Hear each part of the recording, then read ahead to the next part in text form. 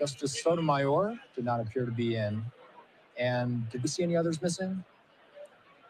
Ketanji Brown Jackson appeared to not be in attendance as well. So I believe we saw 7 out of the 9 justices, at least from that vantage point.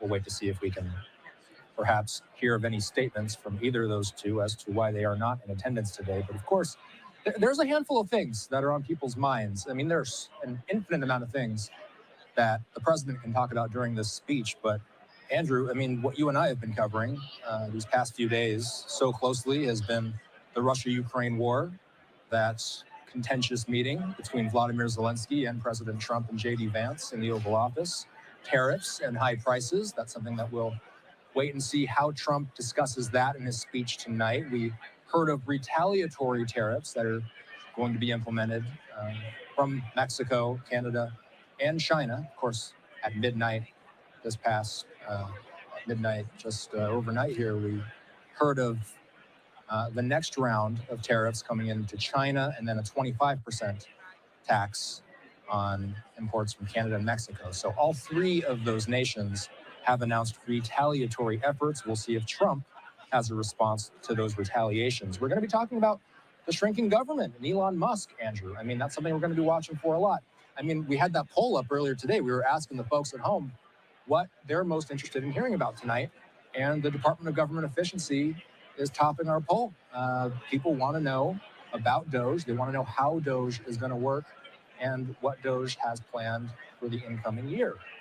Yeah, that's right. Austin, sorry to interrupt there. We do have, remember, some of these excerpts of the president's remarks. He will address the tariff question. He will also address the high cost of eggs. He will say this in some of these remarks. He says, as you know, we inherited from the last administration an economic catastrophe and an inflation nightmare. He will say their policies drove up energy prices, pushed up the cost of groceries, and drove the necessities of life out of reach for millions of Americans. He will say we suffered the worst inflation in 48 years, or perhaps even in the history of our country. He will say, as president, I am fighting every day to reverse this damage and make America affordable again here. So to your point, the economy will be front and center. While we have this lull here, I think it's just worth putting this up yet again, Austin. Our poll question, so many of you watching, around 14,000 of you have already chimed in. The question we posed was, which issue? Okay, what's up, y'all? How you doing? We're getting ready to watch Donald Trump in his speech before Congress, before the joint session of Congress, so y'all can come on in. There's a poll, which issues would you like to hear? Tariffs, war, Ukraine. Let's see. Everyone is awaiting the president to come out shortly to address Congress. I'm streaming live right now on We Need to Talk with Tony on YouTube and Rumble. You can find me over there. We Need to Talk with Tony on Rumble and YouTube. So I'm streaming simultaneously. I'm on YouTube. I'm on Facebook, Instagram, Rumble, and X right now. I'm also live streaming on TikTok. So what's up, everybody? How's everybody doing? Let me just bring this back up on the screen while we wait for Donald Trump to come out, and I'll come in here and there to provide commentary and some context, because I'm actually looking forward to what's going to be said. I'm wondering, let me ask you, wait, hold on. Uncle Ruckus. Yeah, here's some bozo. Jacques Campbell. Wow, so the trolls found me over here on this account. All right. Looks like the trolls are on my Facebook account too. So yeah, let me get rid of those people. Let's block this person. Well, we just delete it for now. Yep. So how's everybody doing? Gonna have that conversation. We'll go back up. All right, so here we go. Give you guys some. I'll bring it back. Here you go.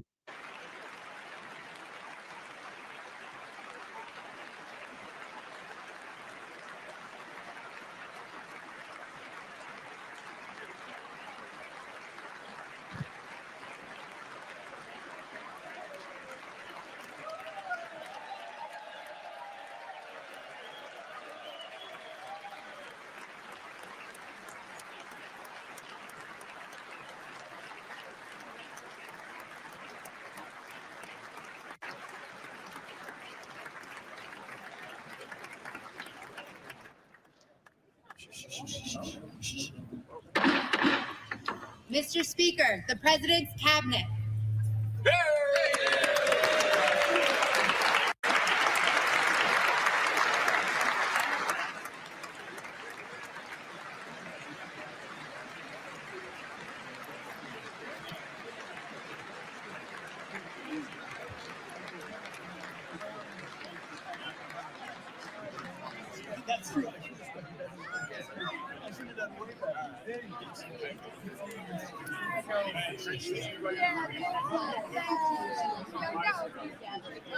Secretary, can't wait to connect with you. We have so much fun. Yes.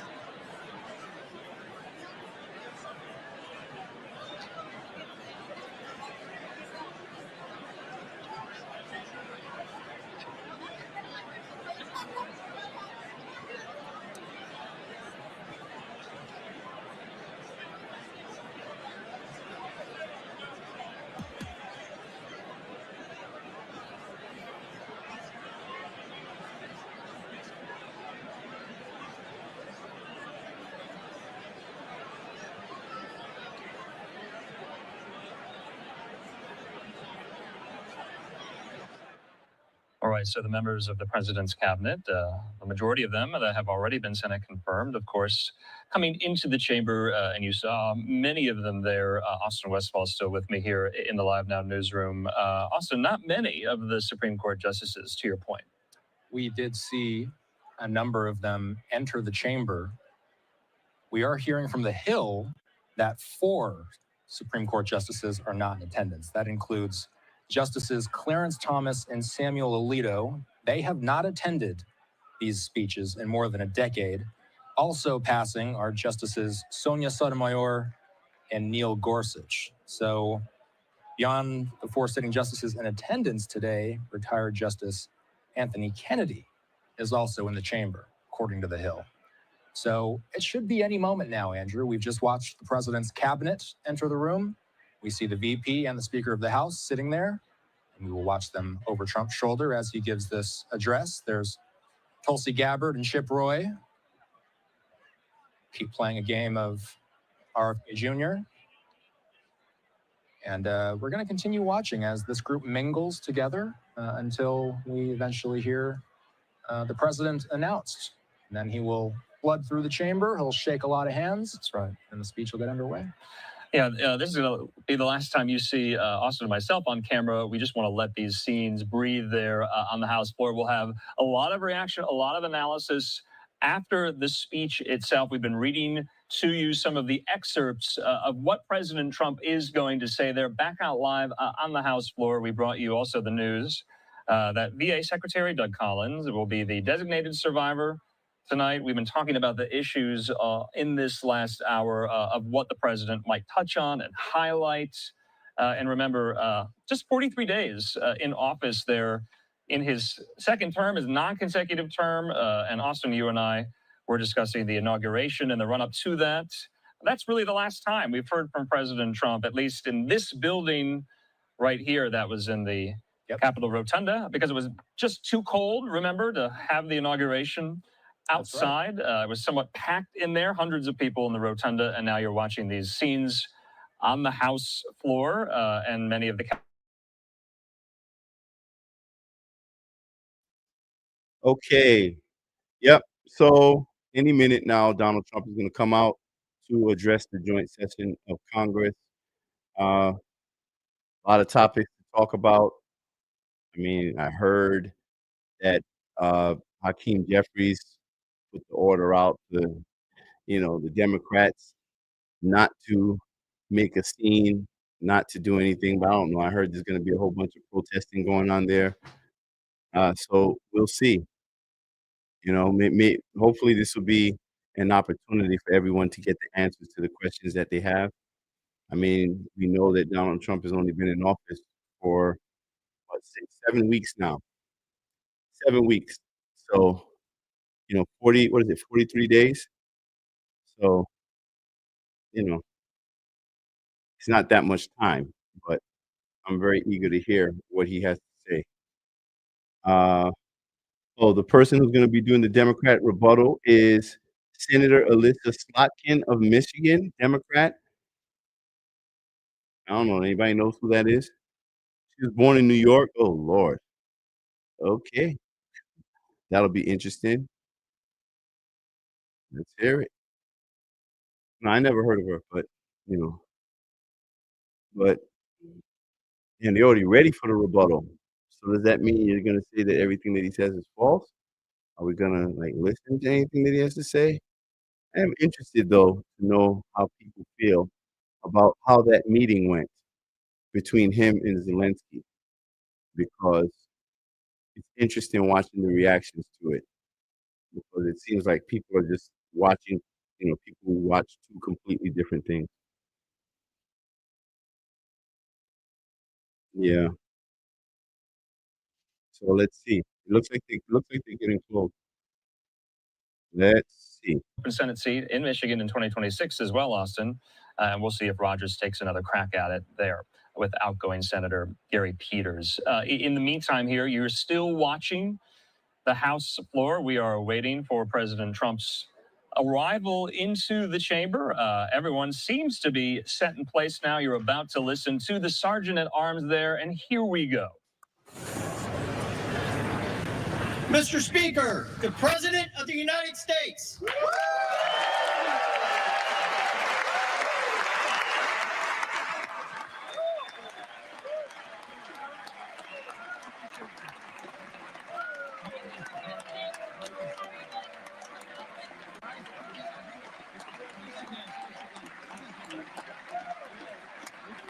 Somebody said that the Democrat women are wearing pink. Let me look.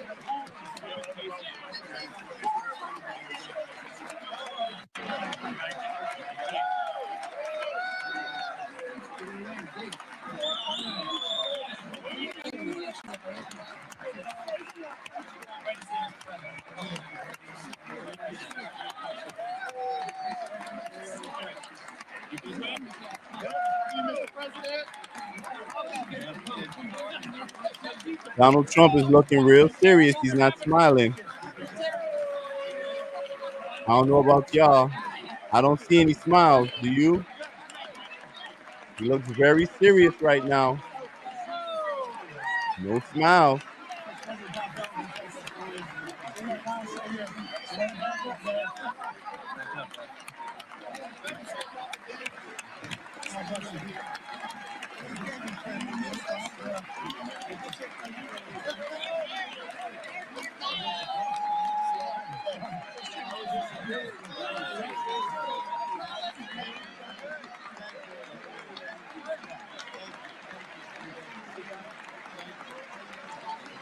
Man, that's a long applause.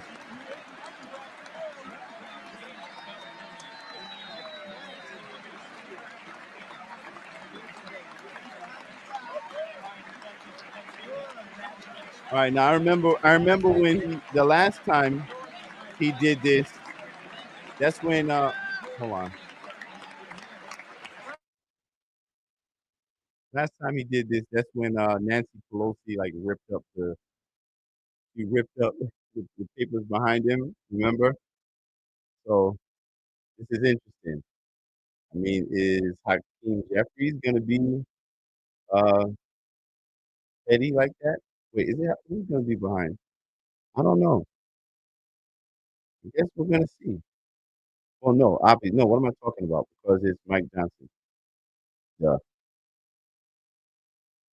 yeah. So let's see.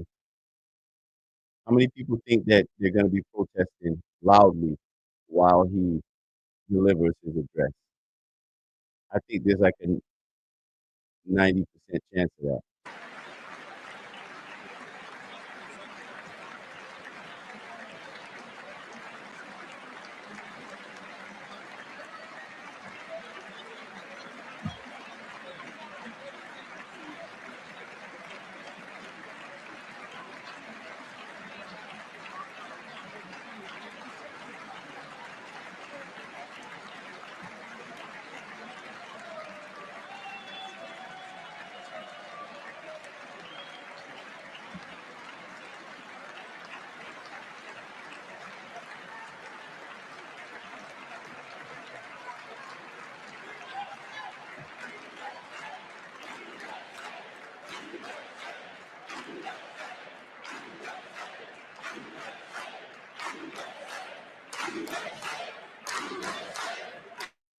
Does seem quite jubilant, doesn't it?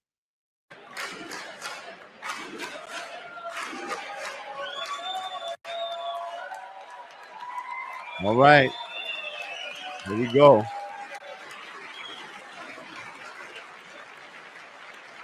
I guess that's appropriate.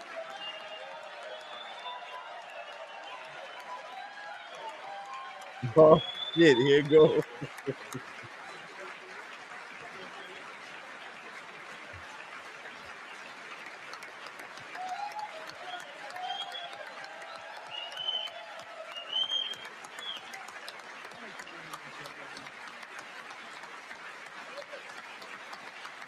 Damn.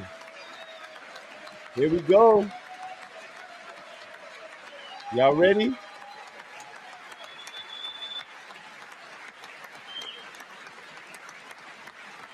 I want to see the Democrats.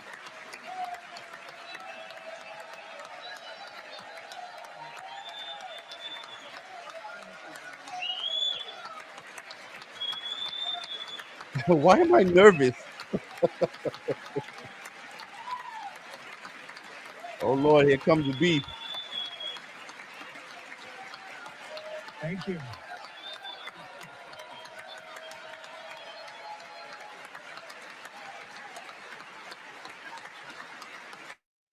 All right, I'm gonna go radio silent while he delivers his address.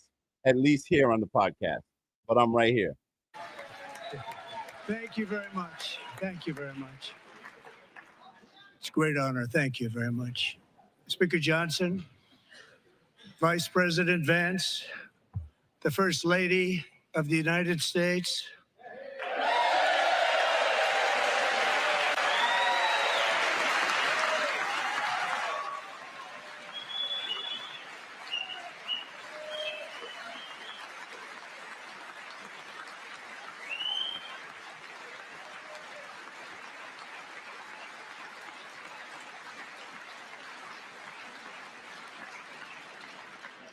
members of the United States Congress, thank you very much.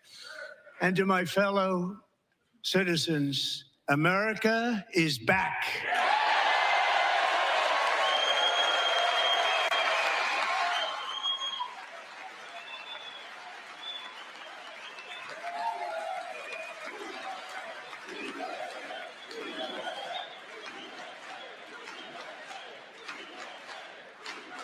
Yo, that's crazy. This session of Congress is like a Trump rally. 6 weeks ago, I stood beneath the dome of this Capitol and proclaimed the dawn of the golden age of America. From that moment on, it has been nothing but swift and unrelenting action to usher in the greatest and most successful era in the history of our country. We have accomplished more in 43 days than most administrations accomplished in 4 years or 8 years, and we are just getting started.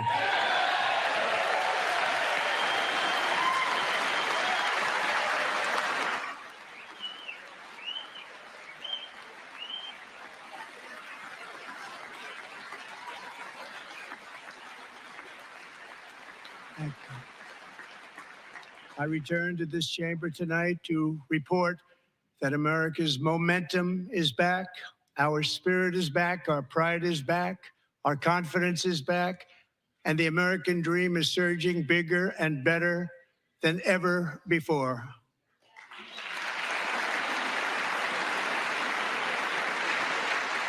The American dream is unstoppable, and our country is on the verge of a comeback, the likes of which the world has never witnessed and perhaps will never witness again. There's never been anything like it.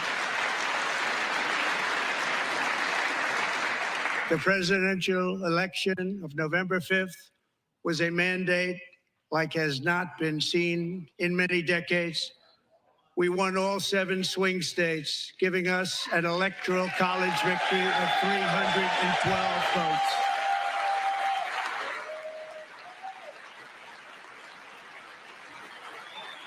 Out. Out.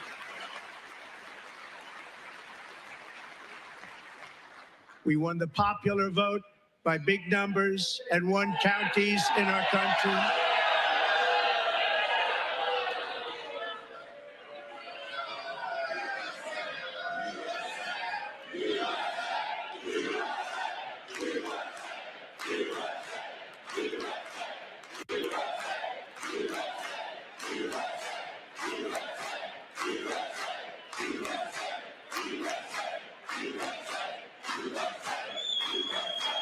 And won counties in our country, 2,700 to 525, on a map that reads almost completely red for Republican. Yeah, I'm sorry. That's real disrespectful, Now, for the bro. first time in modern Come on, history, y'all. more Americans believe that our country is headed in the right direction than the wrong direction. In fact, it's an astonishing record, 27-point swing, the most ever. That's true.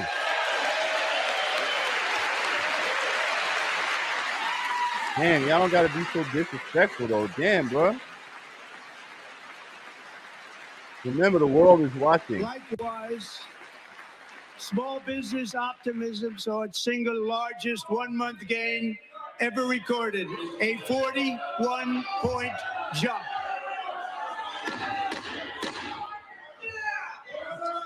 Members are directed to uphold and maintain decorum in the House and to cease any further disruptions. That's your warning.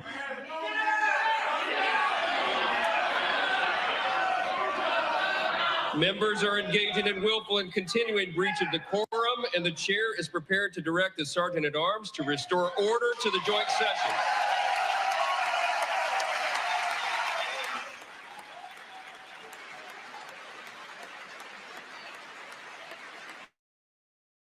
Bruh, I agree with that, bro.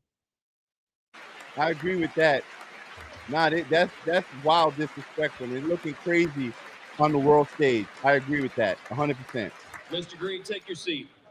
Take your seat, sir. Take your seat. Finding that members continue to engage in willful and concerted disruption of proper decorum, the chair now directs the Sergeant at Arms to restore order. Remove this gentleman from the chamber.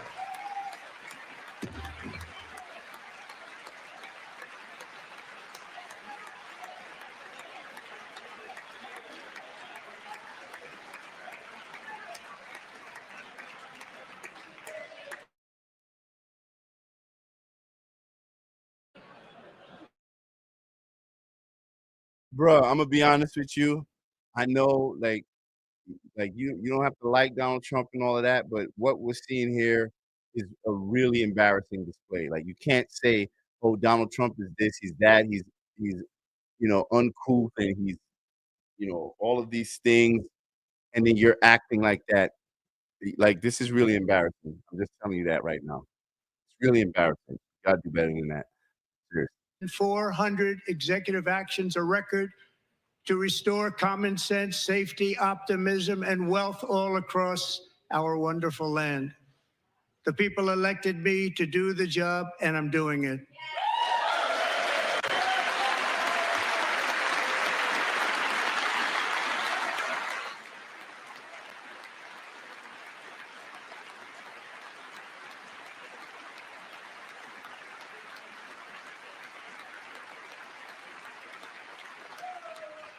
In fact, it has been stated by many that the first month of our presidency, it's our presidency, is the most successful in the history of our nation.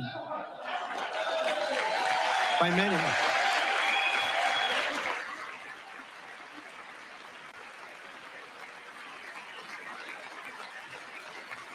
And what makes it even more impressive is that, do you know who number 2 is?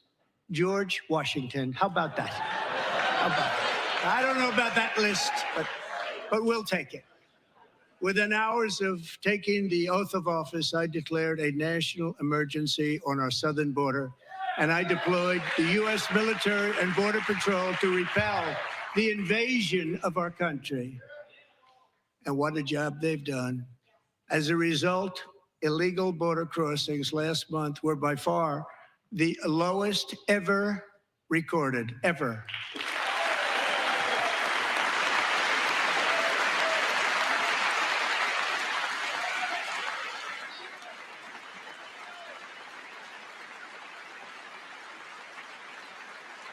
They heard my words and they chose not to come. Much easier that way. In comparison, under Joe Biden, the worst president in American history, there were hundreds of thousands of illegal crossings a month, and virtually all of them, including murderers, drug dealers, gang members, and people from mental institutions and insane asylums, were released into our country. Who would want to do that? This is my 5th such speech to Congress. And once again, I look at the Democrats in front of me, and I realize there is absolutely nothing I can say to make them happy or to make them stand or smile or applaud. Nothing I can do. I could find a cure to the most devastating disease, a disease that would wipe out entire nations, or announce the answers to the greatest economy in history, or the stoppage of crime to the lowest levels ever recorded.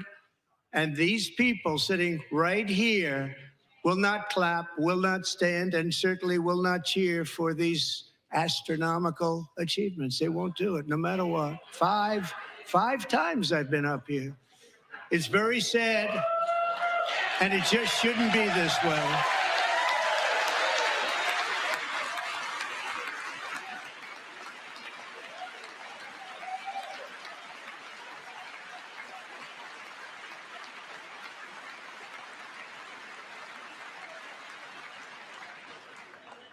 So Democrats sitting before me, for just this one night, why not join us in celebrating so many incredible wins for America?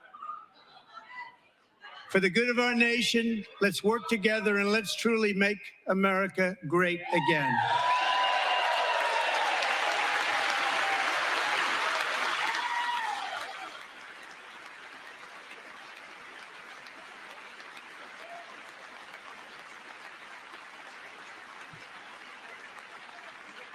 Every day, my administration is fighting to deliver the change America needs to bring a future that America deserves, and we're doing it.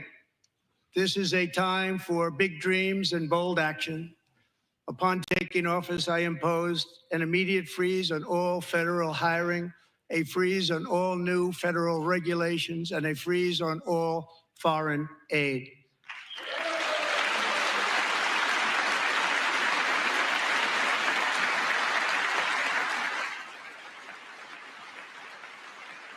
I terminated the ridiculous Green New Scam.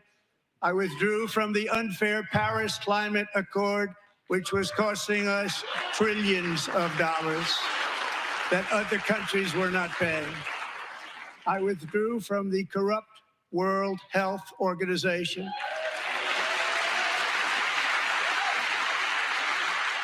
And I also withdrew from the anti-American UN Human Rights Council.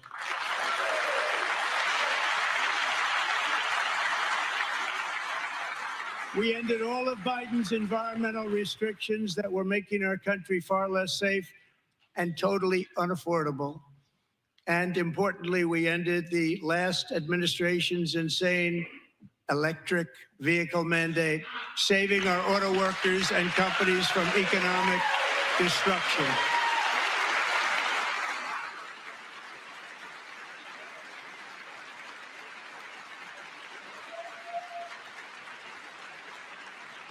To unshackle our economy, I have directed that for every one new regulation, 10 old regulations must be eliminated, just like I did in my very successful first term.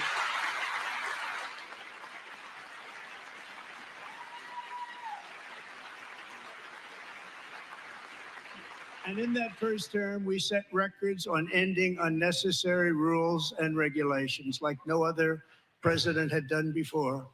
We ordered all federal workers to return to the office. They will either show up for work in person or be removed from their job.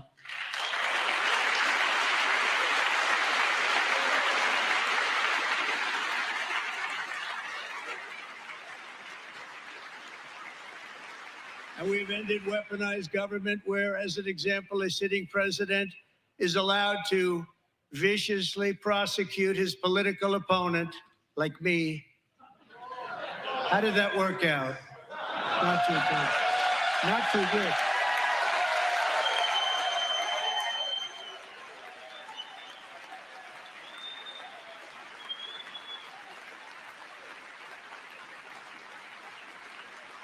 And I have stopped all government censorship and brought back free speech in America. It's back.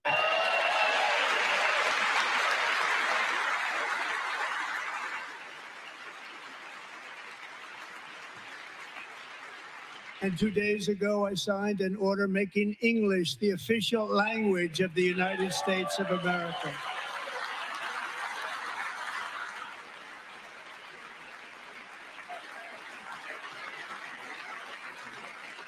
I renamed the Gulf of Mexico the Gulf of America.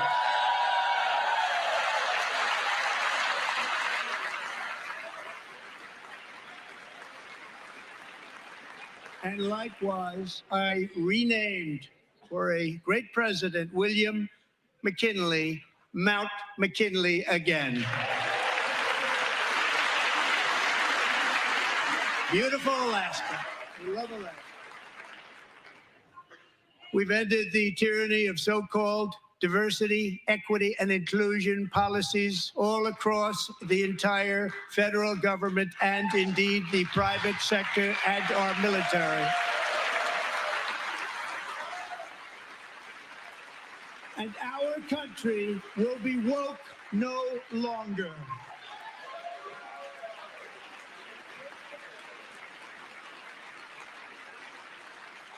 We believe that whether you are a doctor, an accountant, a lawyer, or an air traffic controller, you should be hired and promoted based on skill and competence, not race or gender. Very important.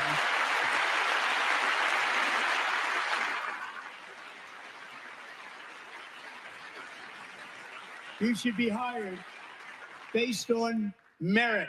And the Supreme Court, in a brave and very powerful decision, has allowed us to do so. Thank you. Thank you very much. Thank you. We have removed the poison of critical race theory from our public schools, and I signed an order making it the official policy of the United States government that there are only two genders, male and female.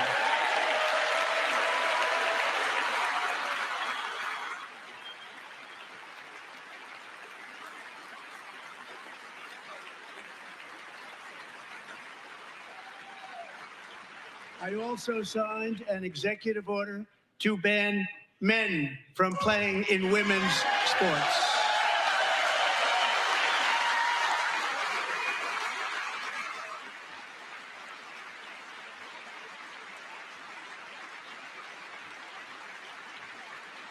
Three years ago, Peyton McNabb was an all-star high school athlete, one of the best, preparing for a future in college sports.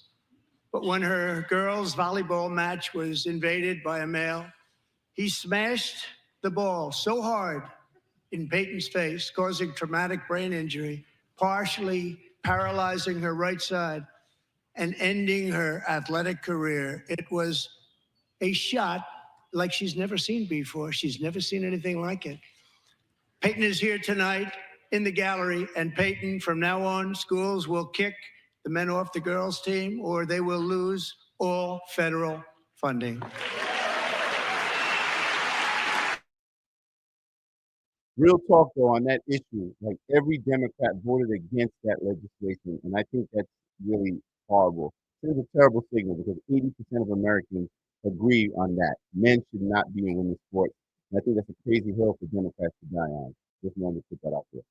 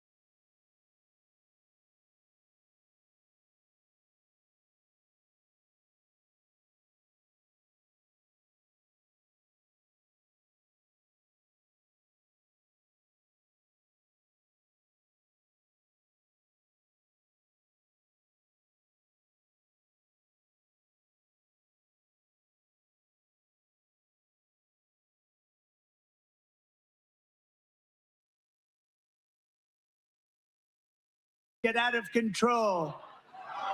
The egg price is out of control, and we're working hard to get it back down, Secretary. Do a good job on that. You inherited a total mess from the previous administration. Do a good job.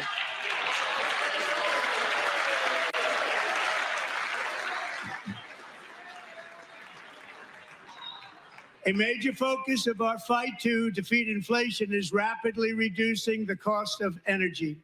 The previous administration cut the number of new oil and gas leases by 95%, slowed pipeline construction to a halt, and closed more than 100 power plants. We are opening up many of those power plants right now.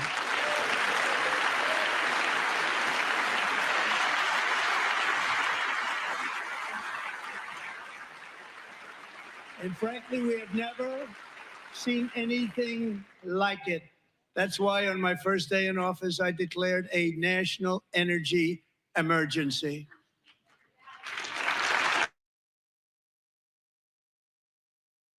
Yes, I just want to put it out there for everyone who was watching me on TikTok. They took my account down.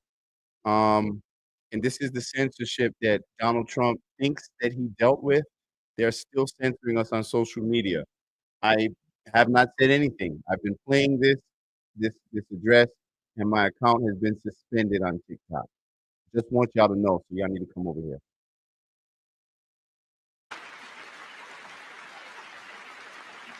My administration is also working on a gigantic natural gas pipeline in Alaska, among the largest in the world, where Japan, South Korea, and other nations want to be our partner with investments of trillions of dollars each. There's never been anything like that one. It will be truly spectacular. It's all set to go. The permitting is gotten. And later this week, I will also take historic action to dramatically expand production of critical minerals and rare earths here in the USA. Hey, do me a favor and let me know if you can actually hear the sound, all right?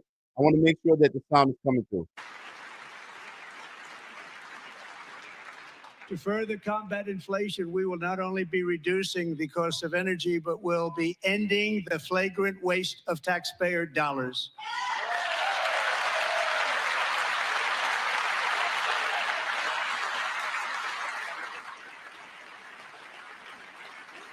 And to that end, I have created the brand new Department of Government Efficiency, DOGE. Perhaps you've heard of it. Perhaps.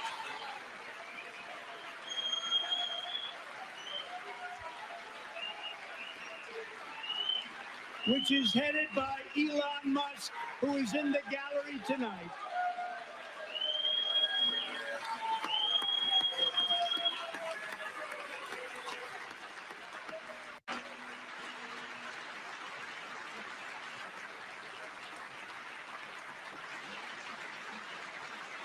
So just so you guys know, Thank you, Elon. my You're working live was very hard. taken He down didn't on need this. TikTok. I literally He wasn't didn't even need saying this. anything. I was Thank you just very much. literally, We I'm appreciate playing the it. address Everybody from here, Donald even Trump this side, in front of appreciates Congress it. I right believe. now, and my live is taken down for harassment and bullying. They just don't This is want the to admit censorship that we're still experiencing under Just TikTok. listen to some So of the I'm just letting you appalling guys know, if waste you want to find me, we go have over to my already Rumble or my YouTube. identified. You can find me at We Need to $22 Talk with billion Tony, or We Need to Talk with from Tony Lindsay, all right? I'll see you HHS over to there. I'm still provide live free streaming. housing and cars for illegal aliens. $45 million for diversity, equity, and inclusion scholarships in Burma. $40 million to improve the social and economic inclusion of sedentary migrants. Nobody knows what that is. $8 million to promote LGBTQI+ in the African nation of Lesotho, which nobody has ever heard of. $60 million for indigenous peoples and Afro-Colombian empowerment in Central America. $60 million. $8 million for making mice transgender. This is real. $32 million for a left-wing propaganda operation in Moldova. $10 million for male circumcision in Mozambique. $20 million for the Arab Sesame Street in the Middle East. It's a program. $20 million for a program. $1.9 billion to recently created Decarbonization of Homes Committee, headed up, and we know she's involved. Just at the last moment, the money was passed over by a woman named Stacey Abrams. Have you ever heard of her? A $3.5 million consulting contract for lavish fish monitoring. $1.5 million for voter confidence in Liberia. $14 million for social cohesion in Mali. $59 million for illegal alien hotel rooms in New York City. He's a real estate developer. He's done very well.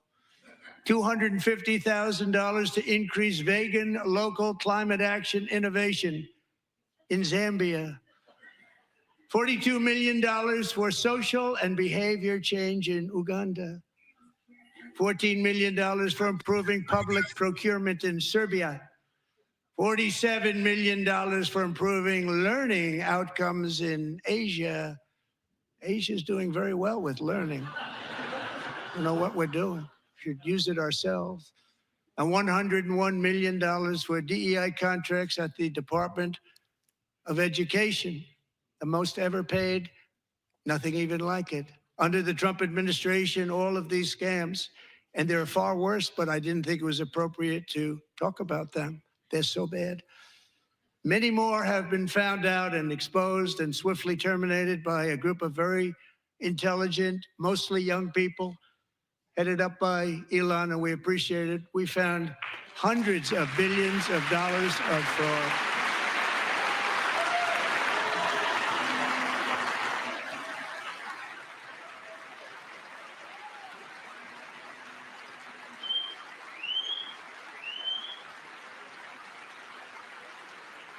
And we've taken back the money and reduced our debt to fight inflation and other things. That's right. Taking back a lot of that money. We got it just in time. This is just the beginning. The Government Accountability Office, a federal government office, has estimated annual fraud of over $500 billion in our nation. That's right. I've And seen we that. are working very hard to stop it. We're going to. We're also identifying shocking levels of incompetence and probable fraud in the Social Security program for our seniors, and that our seniors and people that we love rely on. Believe it or not, government databases list 4.7 million Social Security members from people aged 100 to 109 years old. It lists 3.6 million people from ages 110 to 119. I don't know any of them. I know some people that are rather elderly, but not quite that elderly. 3.47 million people from ages 120 to 129.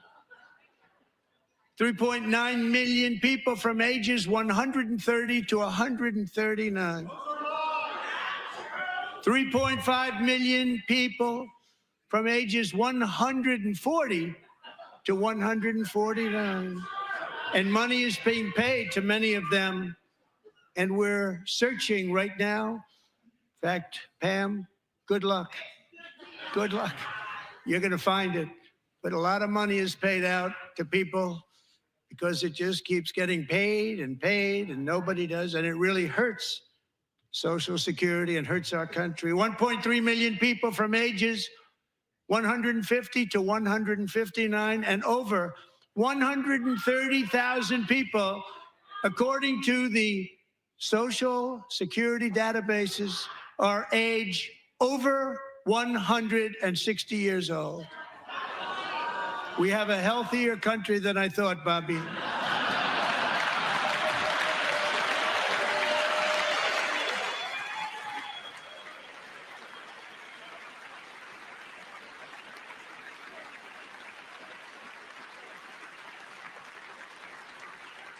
Including, to finish, 1,039 people between the ages of 220 and 229 one person between the age of 240 and 249, and one person is listed at 360 years of age.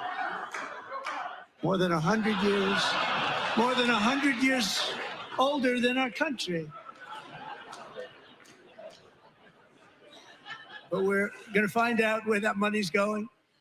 And it's not going to be pretty. By slashing all of the fraud, Damn, that's waste, crazy. and theft we can find, we will defeat inflation, bring down mortgage rates, lower car payments and grocery prices, protect our seniors, and put more money in the pockets of American families.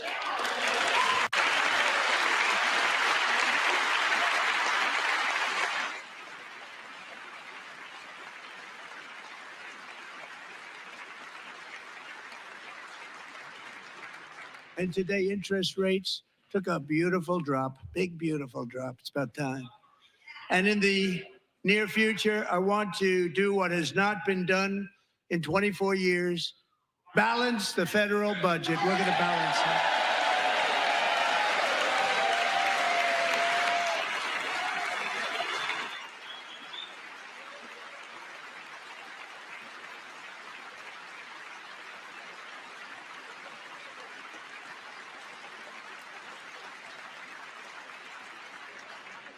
With that goal in mind, we have developed in great detail what we are calling the Gold Card, which goes on sale very, very soon.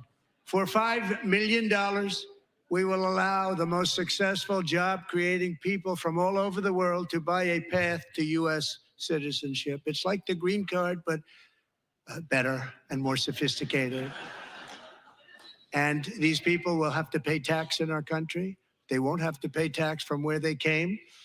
The money that they've made, you wouldn't want to do that, but they have to pay tax, create jobs.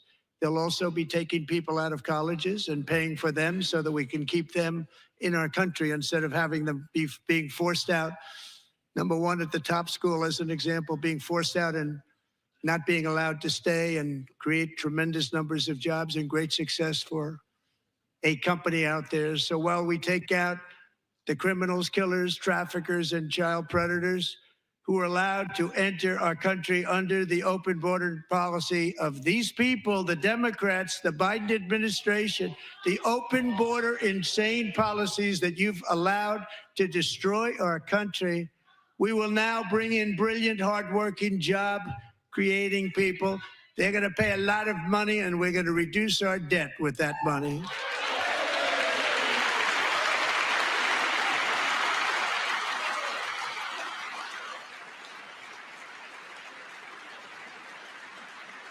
Americans have given us a mandate for bold and profound change. For nearly 100 years, the federal bureaucracy has grown until it has crushed our freedoms, ballooned our deficits, and held back America's potential in every possible way. The nation founded by pioneers and risk takers now drowns under millions and millions of pages of regulations and debt. Approvals that should take 10 days to get instead take 10 years, 15 years, and even 20 years before you're rejected. Meanwhile, we have hundreds of thousands of federal workers who have not been showing up to work. My administration will reclaim power from this unaccountable bureaucracy, and we will restore true democracy to America again.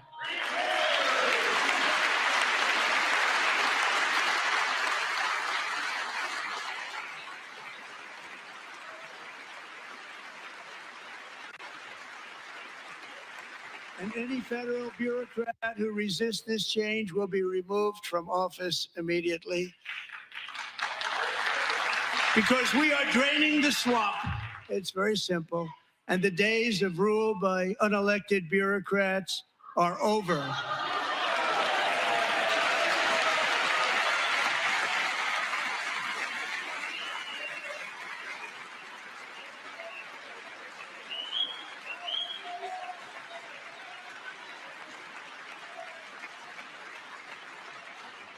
And the next phase of our plan to deliver the greatest economy in history is for this Congress to pass tax cuts for everybody. They're in there. They're waiting for you to vote.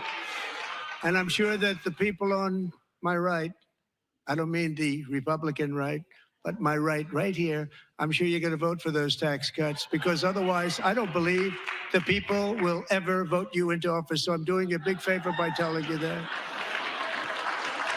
But I know this group is going to be voting for the tax cuts.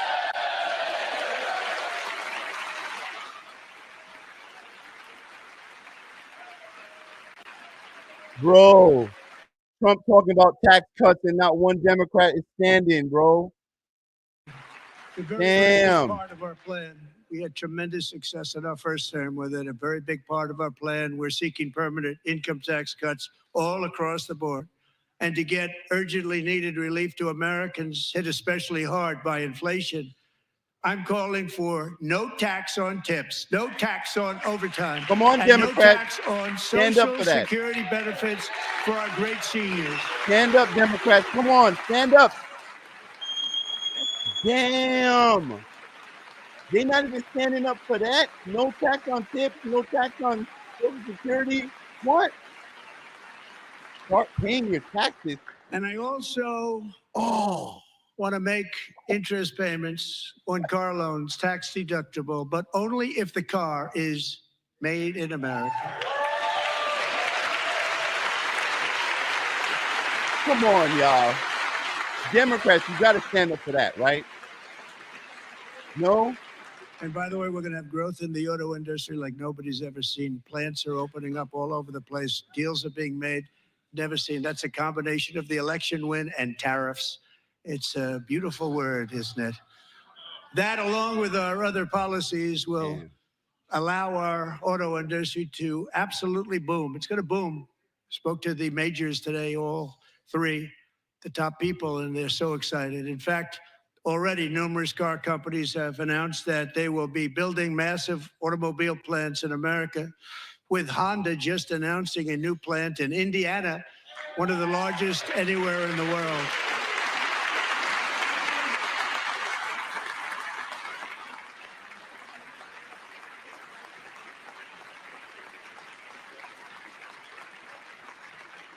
And this has taken place since our great victory on November 5th, a date which will hopefully go down as one of the most important in the history of our country.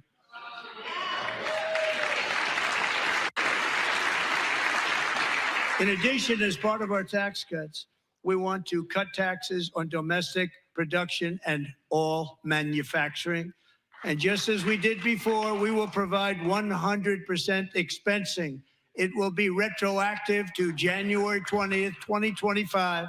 And it was one of the main reasons why our tax cuts were so successful in our first term, giving us the most successful economy in the history of our country. First term. We had a great first term.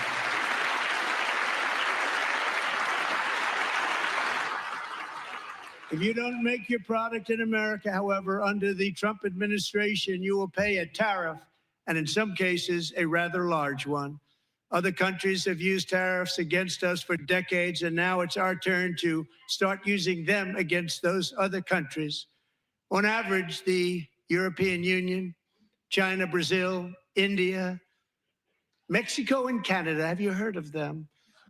And countless other nations charge us tremendously higher tariffs than we charge them. It's very unfair. India charges us auto tariffs higher than 100%. China's average tariff on our products is twice what we charge them. And South Korea's average tariff is 4 times higher. Think of that, 4 times higher. And we give so much help militarily and in so many other ways to South Korea, but that's what happens. This is happening by friend and foe. This system is not fair to the United States and never was. And so on April 2nd, I wanted to make it April 1st, but I didn't want to be accused of April Fool's Day. That's not, just one day cost us a lot of money. But we're going to do it in April. I'm a very superstitious person. April 2nd, reciprocal tariffs kick in. And whatever they tariff us, other countries, we will tariff them. That's reciprocal, back and forth. Whatever they tax us, we will tax them. If they do non-monetary tariffs to keep us out of their market, then we will do non-monetary barriers to keep them out of our market. There's a lot of that too. They don't even allow us in their market. We will take in trillions and trillions of dollars and create jobs like we have never seen before. I did it with China and I did it with others, and the Biden administration couldn't do anything about it because there was so much money they couldn't do anything about it. We have been ripped off for decades by nearly every country on earth, and we will not let that happen any longer.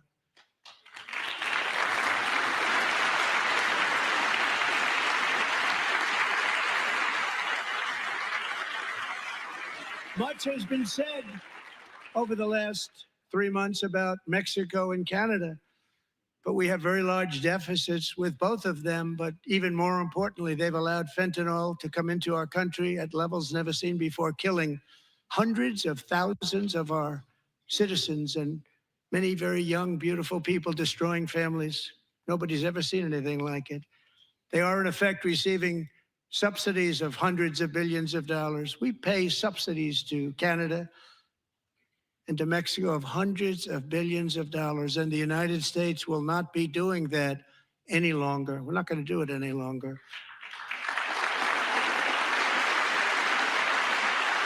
Thanks to our America First policies we're putting into place, we have had $1.7 trillion of new investment in America in just the past few weeks. The combination of the election and our economic policies that people of SoftBank, one of the most brilliant anywhere in the world, announced a $200 billion investment.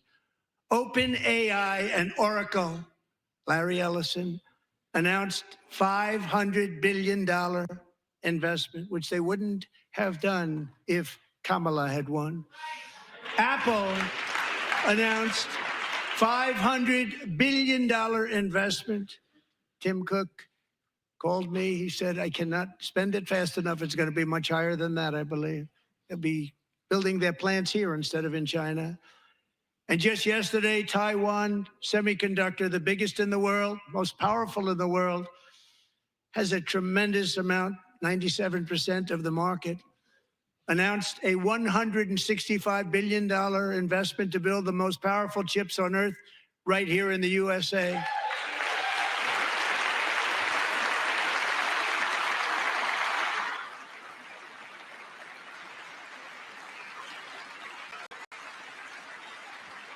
And we're not giving them any money. Your CHIPS Act is a horrible, horrible thing. We give hundreds of billions of dollars, and it doesn't mean a thing. They take our money and they don't spend it. All that meant to them, we're giving them no money. All that was important to them was they didn't want to pay the tariffs, so they came and they're building, and many other companies are coming. We don't have to give them money. We just want to protect our businesses and our people.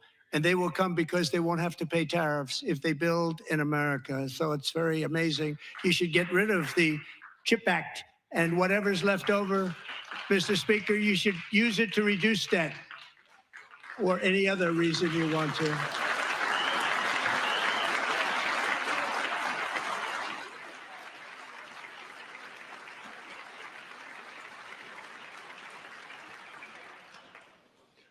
Our new trade policy will also be great for the American farmer. I love the farmer.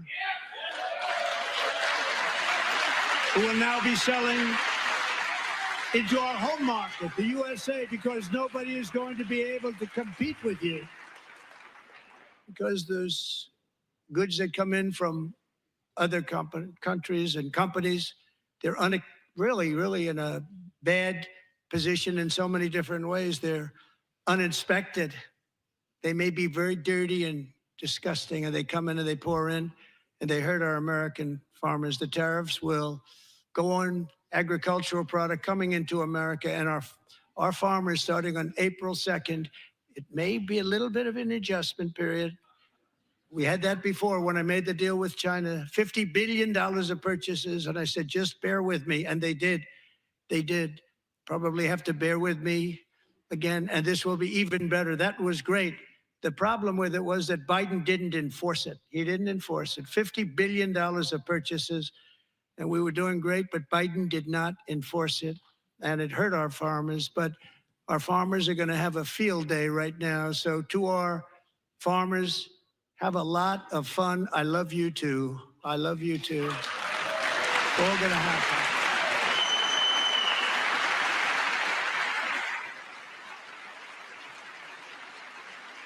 And I have also imposed a 25% tariff on foreign aluminum, copper, lumber, and steel, because if we don't have, as an example, steel and lots of other things, we don't have a military, and frankly, we just won't have a country very long. Here today is a proud American steelworker, fantastic person from Decatur, Alabama, Jeff Denard. Has been working at the same steel plant for 27 years in a job that has allowed him to serve as the captain of his local volunteer fire department, raise 7 children with his beautiful wife, Nicole, and over the years provide a loving home for more than 40 foster children. So great, Jeff.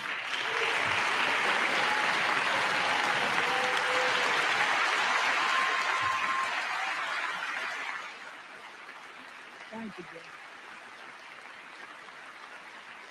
Thank you, Jeff.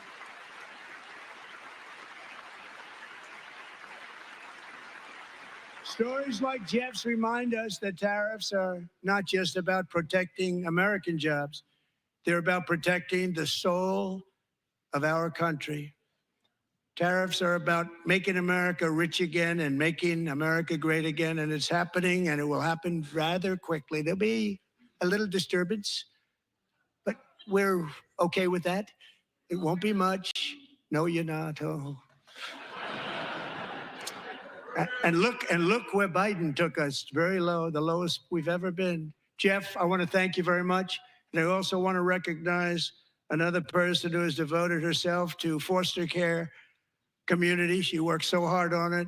A very loving person, our magnificent First Lady of the United States.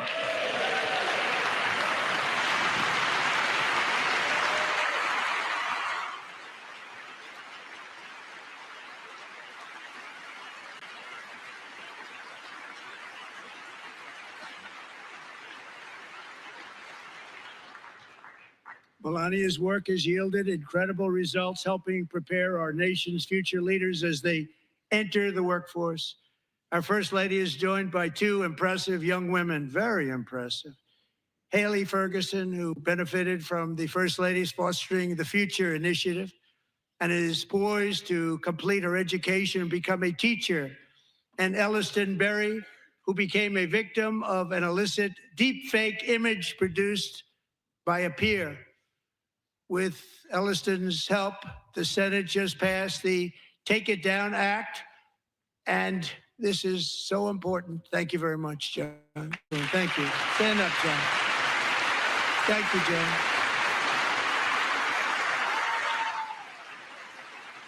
Thank you all very much.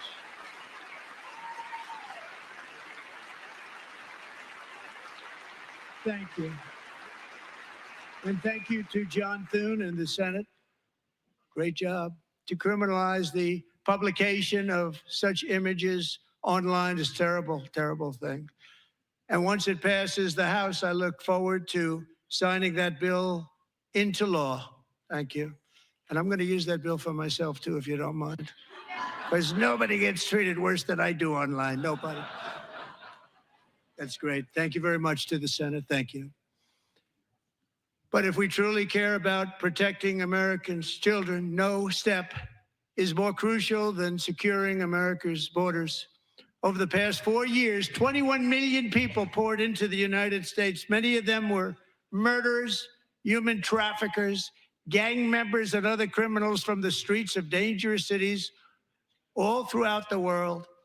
Because of Joe Biden's insane and very dangerous open border policies, they are now strongly embedded in our country, but we are getting them out and getting them out fast.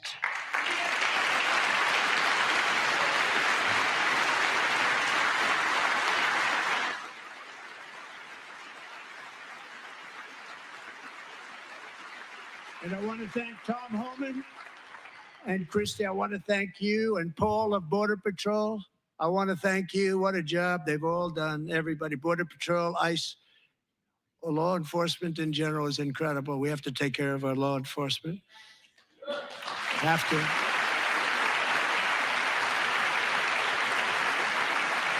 Last year,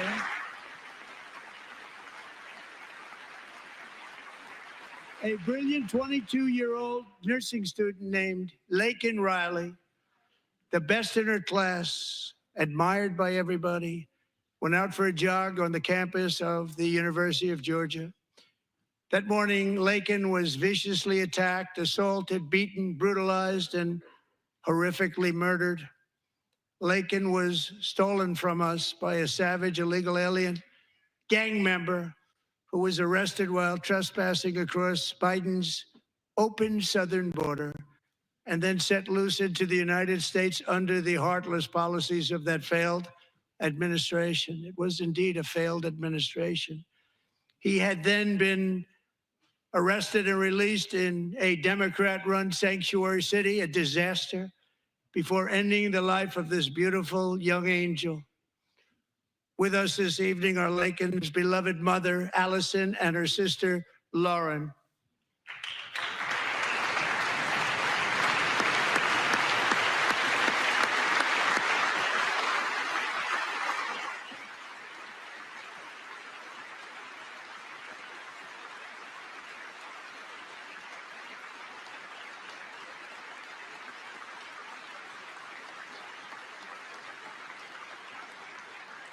Last year, I told Laken's grieving parents that we would ensure their daughter would not have died in vain. That's why the very first bill I signed into law as your 47th president mandates the detention of all dangerous criminal aliens who threaten public safety. It's a very strong, powerful act.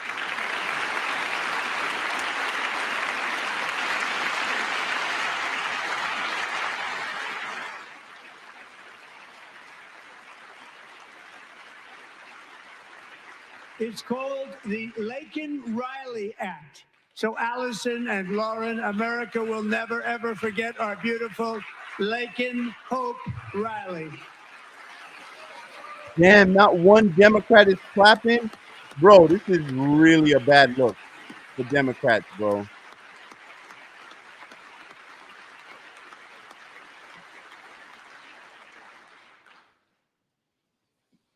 Thank you very much.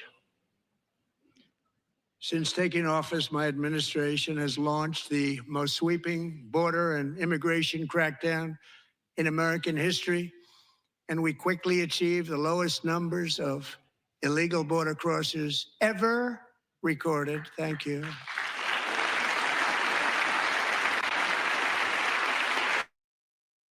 Yo, real talk. How is it that you can't even clap for Laken Riley, right? Like, that's crazy.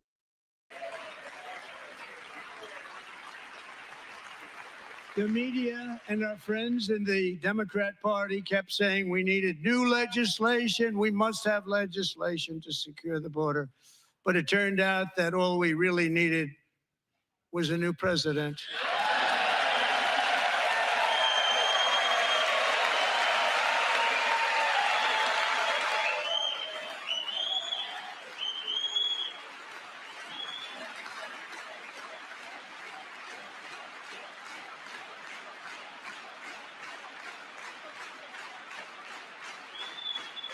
Thank you. Joe Biden didn't just open our borders, he flew illegal aliens over them to overwhelm our schools, hospitals, and communities throughout the country. Entire towns like Aurora, Colorado, and Springfield, Ohio, buckled under the weight of the migrant occupation and corruption like nobody's ever seen before. Beautiful towns destroyed. Now, just as I promised in my inaugural address, we are achieving the great liberation of America.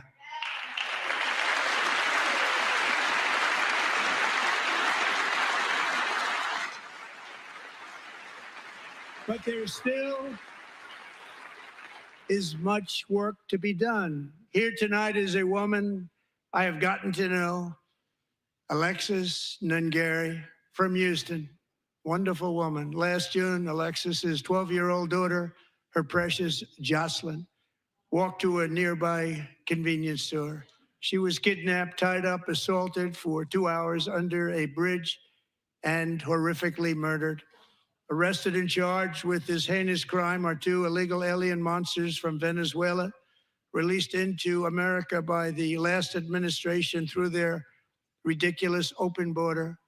The death of this beautiful 12-year-old girl and the agony of her mother and family touched our entire nation greatly. Alexis, I promised that we would always remember your daughter, your magnificent daughter. And earlier tonight, I signed an order keeping my word to you. One thing I have learned about Jocelyn is that she loved animals so much. She loved nature. Across Galveston Bay, from where Jocelyn lived in Houston, you will find a magnificent national wildlife Oh, refuge, a pristine, peaceful, 34,000 acre sanctuary for all of God's creatures on the edge of the Gulf of America.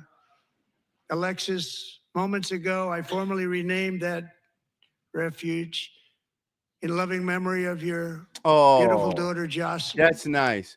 Come So, on, Mr. Vice Democrat. President, if you would, may I have the order? Oh, oh God. Democrats, don't mess this up. Don't mess this up. Democrats, don't mess this up. Stand up.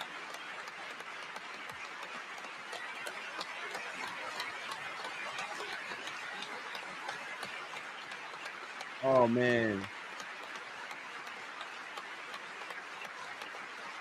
Hold on. Democrats might be standing. I don't know why they're not doing it. Yeah, Thank maybe you they very stood up much. for that. All 3 savages charged with Jocelyn and Lakin's murders were members of the Venezuelan prison gang, the toughest gang, they say, in the world, known as Tren de Aragua. 2 weeks ago, I officially designated this gang, along with MS-13 and the bloodthirsty Mexican drug cartels, as foreign terrorist organizations.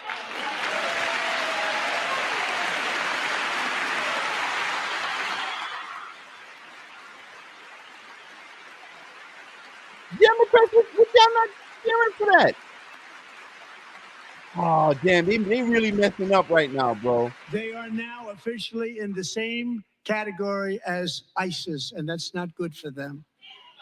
Countless thousands of these terrorists were welcomed into the U.S. by the Biden administration. But now every last one will be rounded up and forcibly removed from our country, or, if they're too dangerous, put in jails, standing trial in this country, because we don't want them to come back ever. With us this evening is a warrior on the front lines of that battle, Border Patrol Agent Roberto Ortiz. Great guy.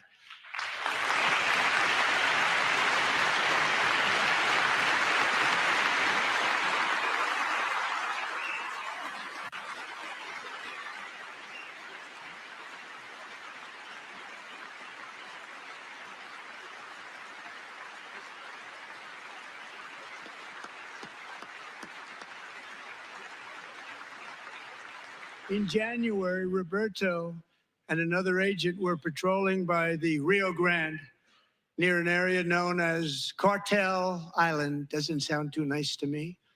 When heavily armed gunmen started shooting at them, Roberto saw that his partner was totally exposed, at great danger, and he leapt into action, returning fire and providing crucial seconds for his fellow agent to seek safety, just barely. I have some of the prints of that event, and it was not good. Agent Ortiz, we salute you for your great courage and for your line of fire that you took and for the bravery that you showed. We honor you, and we will always honor you. Thank you, Roberto, very much.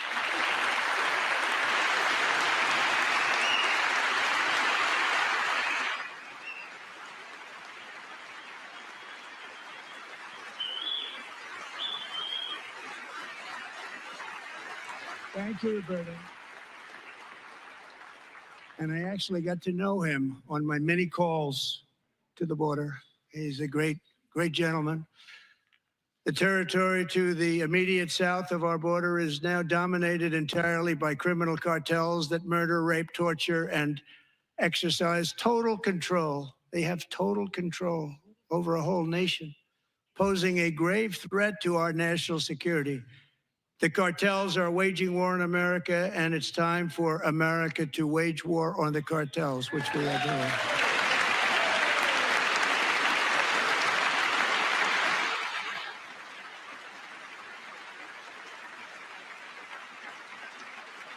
Five nights ago, Mexican authorities, because of our tariff policies being imposed on them, think of this, handed over to us 29 of the biggest cartel leaders in their country. That has never happened before. They want to make us happy.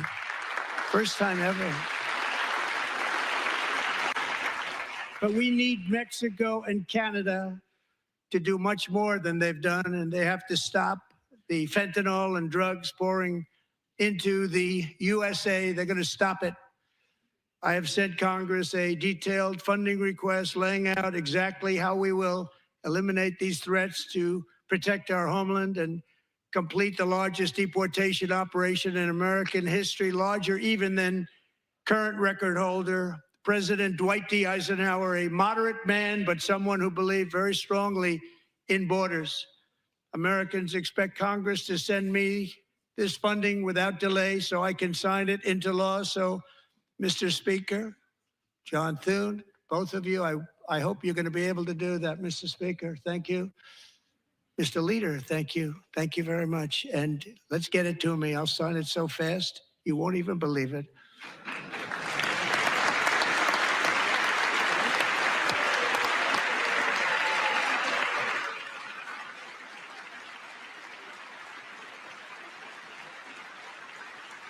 And as we reclaim our sovereignty, we must also bring back law and order to our cities and towns.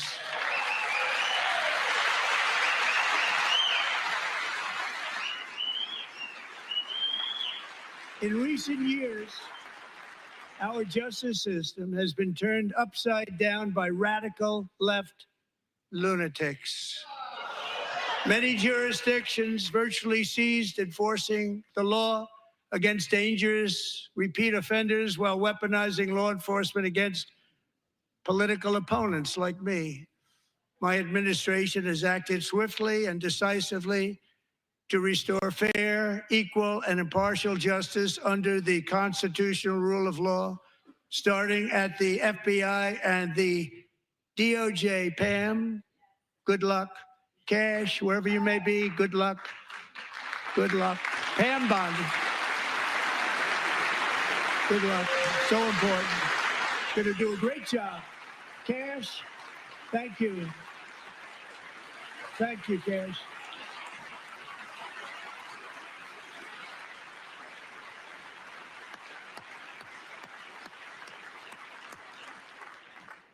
They've already started very strong. They're going to do a fantastic job. You're going to be very proud of them. We're also once again giving our police officers the support, protection, and respect they so dearly deserve. They have to get it. They have such a hard, dangerous job, but we're going to make it less dangerous. The problem is the bad guys don't respect the law, but they're starting to respect it, and they soon will respect it. This also includes our great fire departments throughout the country. Our firemen and women are unbelievable people, and I will never forget them. And besides that, they voted for me in record numbers, so I have no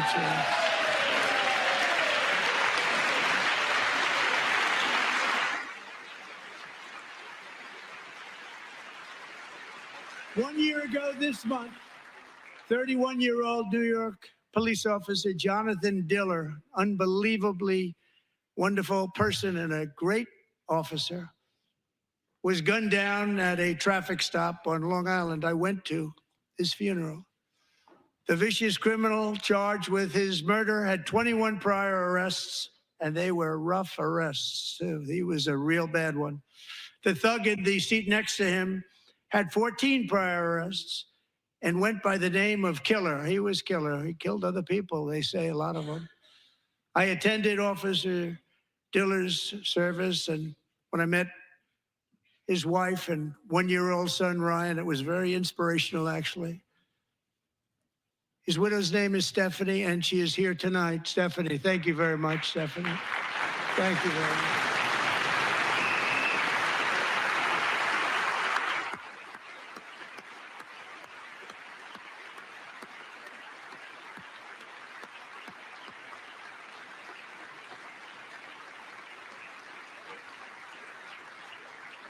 Stephanie, we're going to make sure that Ryan knows his dad was a true hero, New York's finest. And we're going to get these cold-blooded killers and repeat offenders off our streets, and we're going to do it fast. Got to stop it. They get out with 28 arrests. They push people into subway trains. They hit people over the head, back of the head with baseball bats. We got to get them out of here. I've already signed an executive order requiring a mandatory death penalty for anyone who murders a police officer. And tonight I'm asking Congress to pass that policy into permanent law.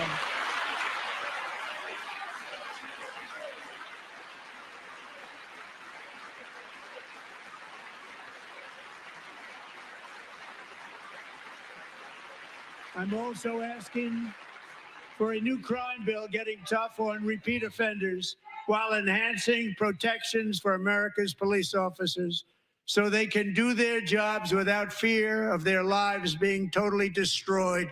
They don't want to be killed. We're not going to let them be killed.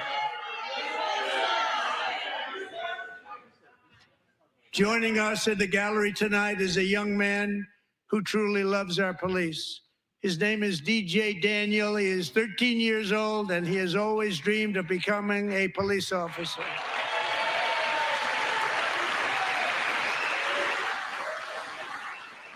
Democrats, don't screw this up. Y'all better stand up for that young man.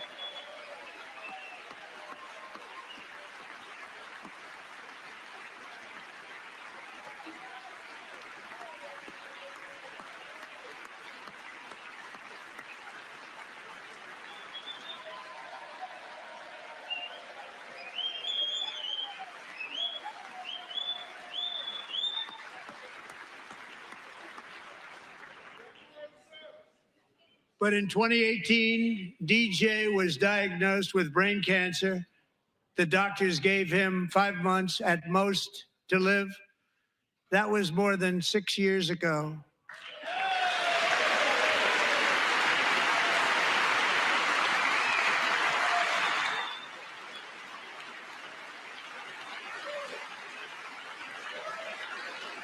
Oh, damn. Debbie Wasserman Schultz, why you look so damn evil? Since that time, DJ and his dad have been on a quest to make his dream come true, and DJ has been sworn in as an honorary law enforcement officer, actually a number of times. The police love him, the police departments love him. And tonight, DJ, we're going to do you the biggest honor of them all. I am asking our new Secret Service Director, Sean Curran, to officially make you an agent of the United States Secret Service. Oh, look at his face. Oh, that's nice. That's nice. That's nice. You saw his face? That was nice. Oh, that's so nice. All right.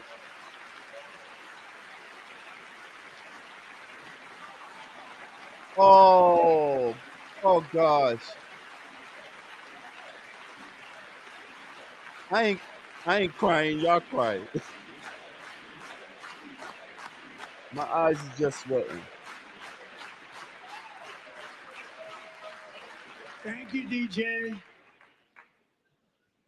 DJ's doctors believe his cancer likely came from a chemical he was exposed to when he was younger. Since 1975, rates of child cancer have increased by more than 40%.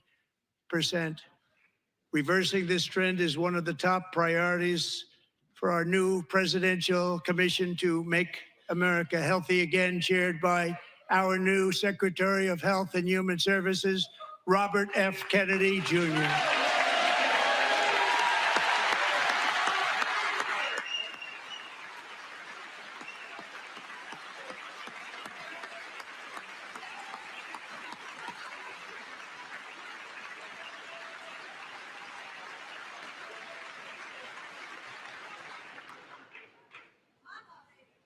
With the name Kennedy, you would have thought everybody over here would have been cheering.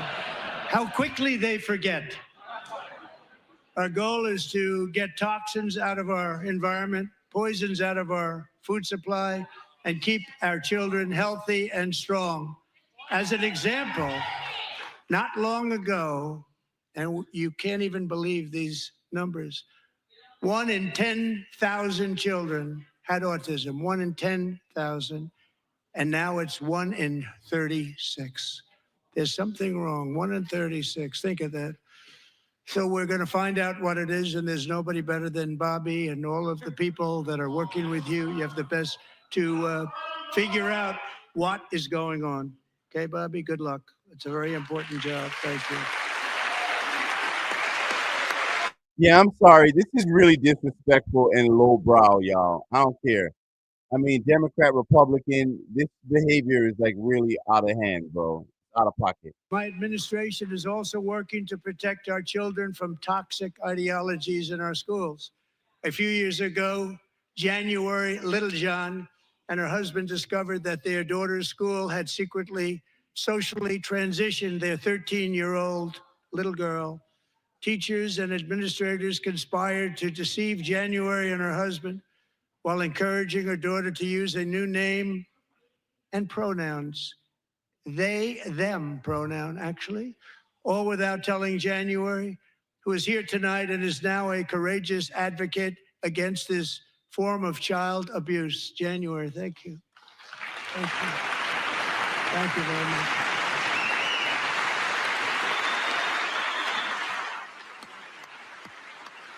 I remember a bunch of Democrats telling me that that wasn't happening. Sorry. Thank you. Stories like this are why, shortly after taking office, I signed an executive order banning public schools from indoctrinating our children with transgender ideology.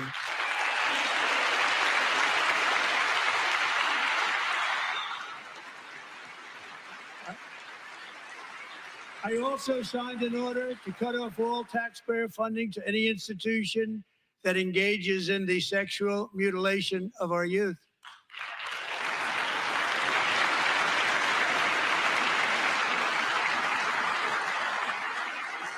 And now I want Congress to pass a bill permanently banning and criminalizing sex changes on children and forever ending the lie that any child is trapped in the wrong body.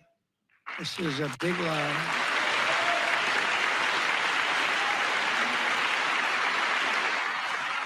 And our message to every child in America is that you are perfect exactly the way God made you.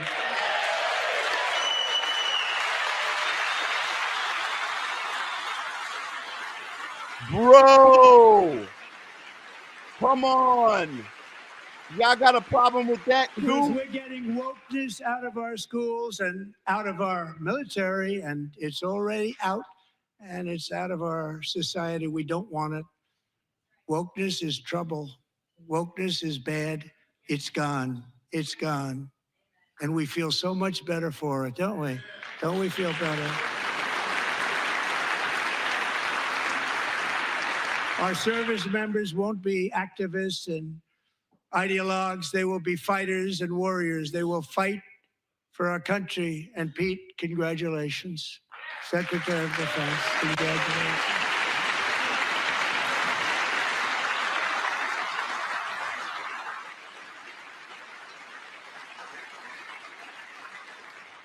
And he's not big into the woke movement, I can tell you. I know him well. I am pleased to report that in January, the U.S. Army had its single best recruiting month in 15 years and that all armed services are having among the best recruiting results ever in the history of our services. What a difference.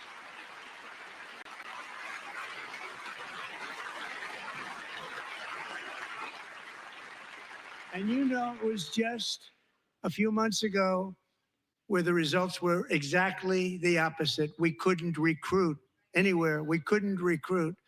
Now we're having the best results just about that we've ever had. What a tremendous turnaround. It's really a beautiful thing to see. People love our country again. It's very simple. They love our country and they love being in our military again. So it's a great thing. And thank you very much. Great job. Thank you.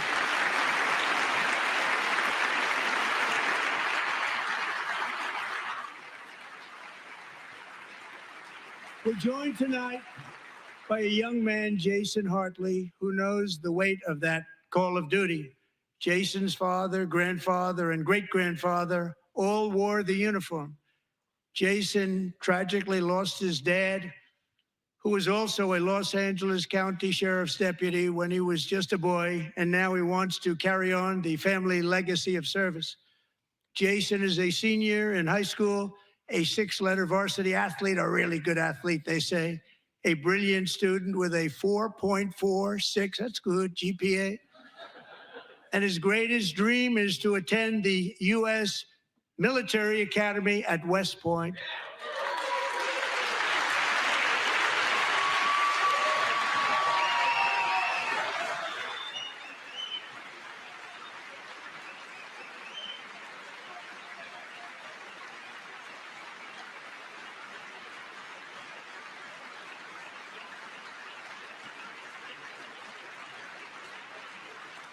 And Jason, that's a very big deal getting in. That's a hard one to get into. But I'm pleased to inform you that your application has been accepted.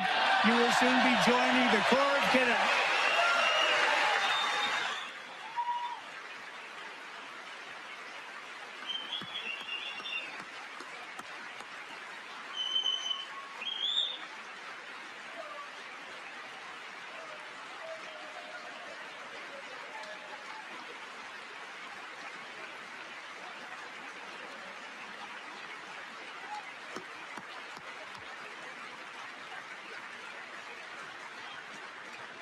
Thank you. Jason, you're going to be on the long gray line, Jason. As Commander-in-Chief, my focus is on building the most powerful military of the future. As a first step, I'm asking Congress to fund a state-of-the-art Golden Dome missile defense shield to protect our homeland, all made in the USA.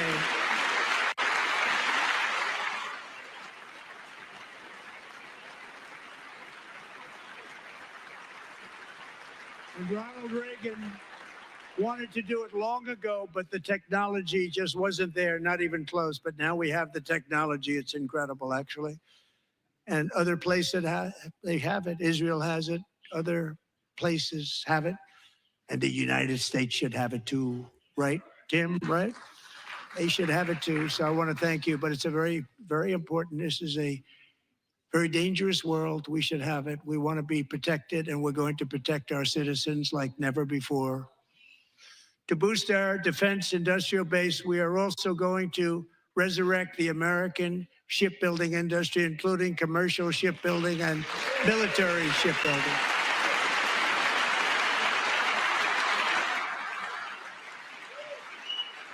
And for that purpose, I am announcing tonight that we will create a new Office of Shipbuilding in the White House and offer special tax incentives to bring this industry home to America where it belongs. We used to make so many ships. We don't make them anymore very much, but we're going to make them very fast, very soon. It will have a huge impact. To further enhance our national security, my administration will be reclaiming the Panama Canal, and we've already started doing it.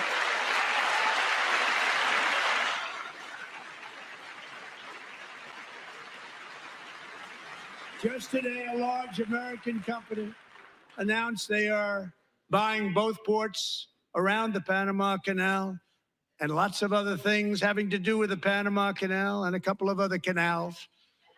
The Panama Canal was built by Americans for Americans, not for others, but others could use it.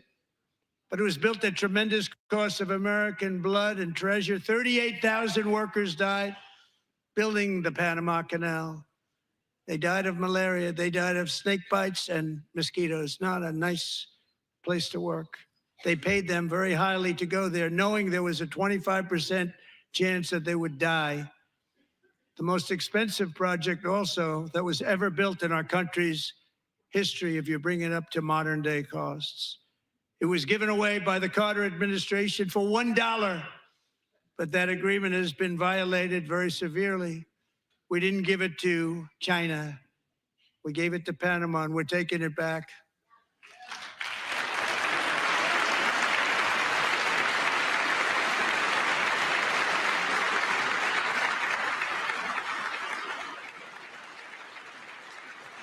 And we have Marco Rubio in charge. Good luck, Marco. Now, we know who to blame if anything goes wrong. Marco's been amazing, and he's going to do a great job. Think of it, he got 100 votes. You know, he was approved with actually 99, but the 100th was this gentleman, and I feel very certain. So let's assume he got 100 votes, and I'm either very, very happy about that or I'm very concerned about it. But he's already proven. I mean, he's a great gentleman. He's respected by everybody, and we appreciate you voting for Marco. He's going to do a fantastic job. Thank you. Thank you. He's doing a great job. Great job. And I also have a message tonight for the incredible people of Greenland. We strongly support your right to determine your own future. And if you choose, we welcome you into the United States of America. We need Greenland for national security and even international security, and we're working with everybody involved to try and get it. But we need it really for international world security. And I think we're going to get it. One way or the other, we're going to get it. We will keep you safe. We will make you rich, and together we will take Greenland to heights like you have never thought possible before. It's a very small population, but very, very large piece of land and very, very important for military security. America is once again standing strong against the forces of radical Islamic terrorism. 3.5 years ago, ISIS terrorists killed 13 American service members and countless others in the Abbey Gate bombing during the disastrous and incompetent withdrawal from Afghanistan. Not that they were withdrawing, it was the way they withdrew. Perhaps the most embarrassing moment in the history of our country. Tonight, I am pleased to announce that we have just apprehended the top terrorist responsible for that atrocity, and he is right now on his way here to face the swift sword of American justice.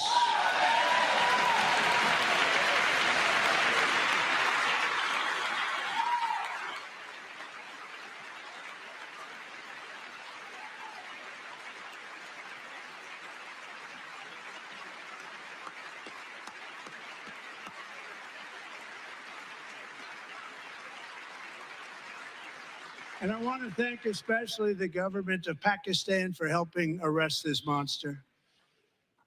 This was a very momentous day for those 13 families who I actually got to know very well, most of them, whose children were murdered, and the many people that were so badly, over 42 people, so badly injured on that fateful day in Afghanistan. What a horrible day. Such incompetence was shown. That when Putin saw what happened, I guess he said, wow, maybe this is my chance. That's how bad it was. Should have never happened. Grossly incompetent people. I spoke to many of the parents and loved ones, and they're all in our hearts tonight. Just spoke to them on the phone. We had a big call. Every one of them called, and everybody was on the line, and they did nothing but cry with happiness. They were very happy, as happy as you can be under those circumstances. Their child brother, sister, son, daughter was killed for no reason whatsoever. In the Middle East, we're bringing back our hostages from Gaza. In my first term, we achieved one of the most groundbreaking peace agreements in generations, the Abraham Accords.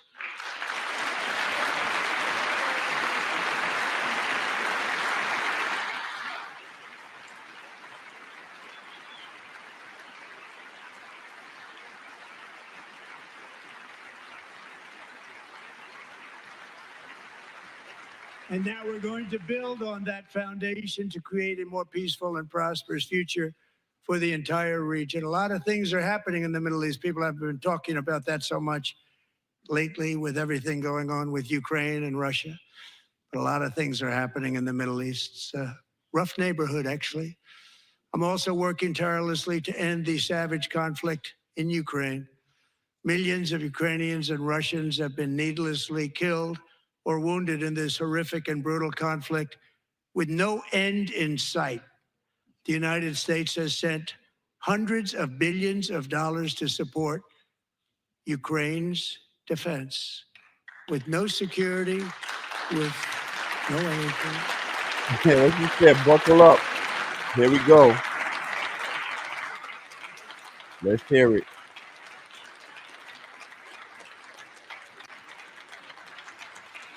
Do you want to keep it going for another 5 years? Yeah, you would say Pocahontas says yes. Oh, shit. Chill out, bro. Oh, damn.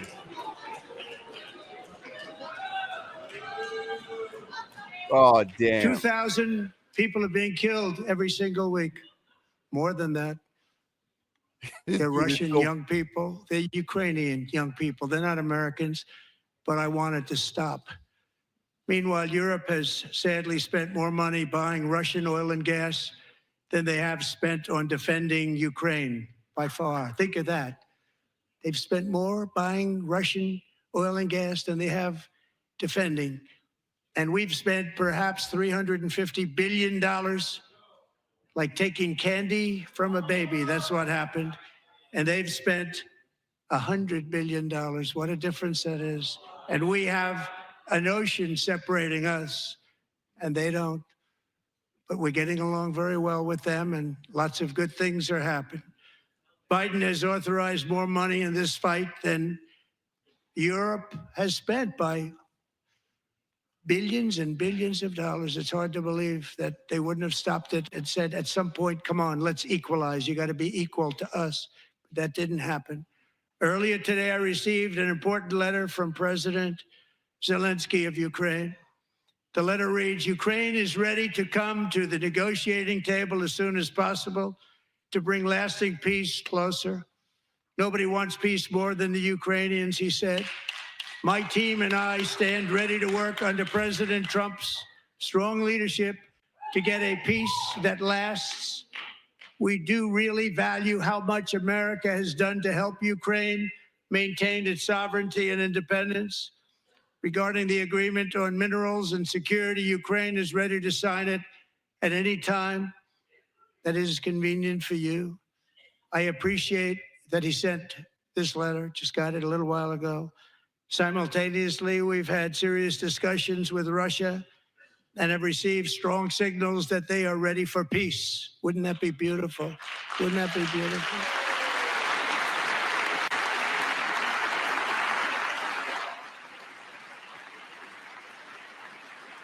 Who's that one Democrat that keeps standing up? I can't see. There's one Democrat. Wouldn't that be beautiful? Are they against peace? It's time to stop this madness. It's time to halt the killing. It's time to end this senseless war. If you want to end wars, you have to talk to both sides. Nearly 4 years ago, amid rising tensions, a history teacher named Mark Fogel was detained in Russia and sentenced to 14 years in a penal colony. Rough stuff. The previous administration barely lifted a finger to help him. They knew he was innocent, but they had no idea where to begin. But last summer, I promised his 95-year-old mother, Malfine that we would bring her boy safely back home. After 22 days in office, I did just that, and they are here tonight.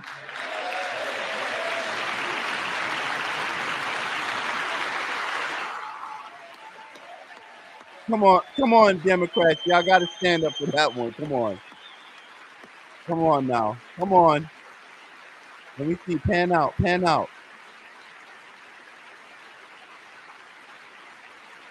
Wait, is that Democrat? Oh, shit. Oh, damn.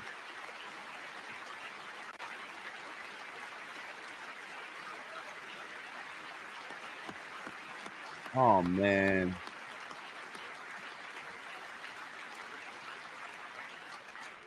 Oh, damn. To Mark and his great mom, we are delighted to have you safe and sound and with us. As fate would have it, Mark Fogel was born in a small rural town in Butler, Pennsylvania. Have you heard of it? Where his mother has lived for the past 78 years. I just happened to go there last July 13th for a rally. That was not pleasant. Oh, shit. And that is where I met his beautiful mom right before I walked onto that stage. And I told her I would not forget what she said about her son. And I never did I? Never forgot. Less than 10 minutes later, at that same rally, gunfire rang out, and a sick and deranged assassin unloaded 8 bullets from his sniper's perch into a crowd of many thousands of people. My life was saved by a fraction of an inch, but some were not so lucky. Corey Comparator was a firefighter, a veteran, a Christian, a husband, a devoted father, and above all, a protector. When the sound of gunshots pierced the air, it was a horrible sound. Corey knew instantly what it was and what to do. He threw himself on top of his wife and daughters and shielded them from the bullets with his own body. Corey was hit really hard. You know the story from there. He sacrificed his life to save theirs. 2 others, very fine people, were also seriously hit. But thankfully, with the help of 2 great country doctors, we thought they were gone and they were saved. So those doctors had great talent. We're joined by Corey's wife, Helen, who was his high school sweetheart, and their 2 beloved daughters, Allison and Kaylee. Thank you.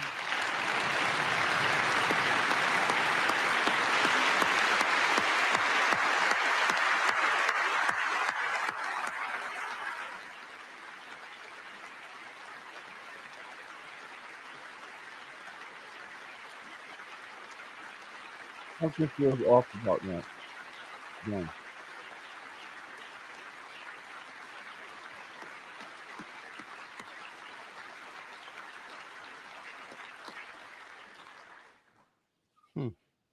To Helen, Allison, and Kaylee, Corey is looking down on his 3 beautiful ladies right now, and he is cheering you on. He loves you.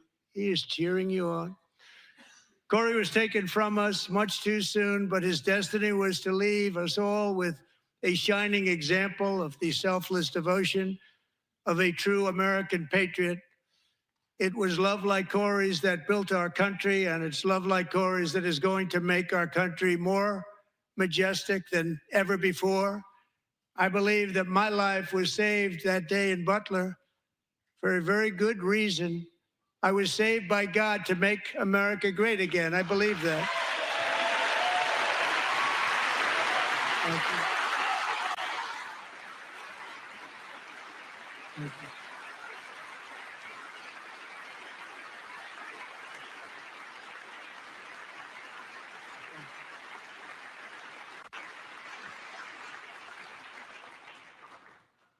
Thank you very much. From the patriots of Lexington and Concord to the heroes of Gettysburg and Normandy, from the warriors who crossed the Delaware to the trailblazers who climbed the Rockies, and from the legends who soared at Kitty Hawk to the astronauts who touched the moon. Americans have always been the people who defied all odds, transcended all dangers, made the most extraordinary sacrifices, and did whatever it took to defend our children, our country, and our freedom. And as we have seen in this chamber tonight, that same strength, faith, love, and spirit is still alive and thriving in the hearts of the American people. Despite the best efforts of those who would try to censor us, silence us, break us, destroy us, Americans are today a proud, free, sovereign, and independent nation that will always be free, and we will fight for it till death. We will never let anything happen to our beloved country, because we are a country of doers, dreamers, fighters, and survivors. Our ancestors crossed a vast ocean, strode into the unknown wilderness, and carved their fortunes from the rock and soil of a perilous and very dangerous frontier. They chased our destiny across a boundless continent. They built the railroads, laid the highways, and graced the world with American marvels like the Empire State Building, the mighty Hoover Dam, and the towering Golden Gate Bridge. They lit the world with electricity, broke free of the force of gravity, fired up the engines of American industry, vanquished the communists, fascists, and Marxists all over the world, and gave us countless modern wonders sculptured out of iron, glass, and steel. We stand on the shoulders of these pioneers who won and built the modern age. These workers who poured their sweat into the skylines of our cities. These warriors who shed their blood on fields of battle and gave everything they had for our rights and for our freedom. Now it is our time to take up the righteous cause of American liberty. And it is our turn to take America's destiny into our own hands and begin the most thrilling days in the history of our country. This will be our greatest era. With God's help, over the next 4 years, we are going to lead this nation even higher, and we are going to forge the freest, most advanced, most dynamic, and most dominant civilization ever to exist on the face of this earth. We are going to create the highest quality of life, build the safest and wealthiest and healthiest and most vital communities anywhere in the world. We are going to conquer the vast frontiers of science, and we're going to lead humanity into space and plant the American flag on the planet Mars and even far beyond.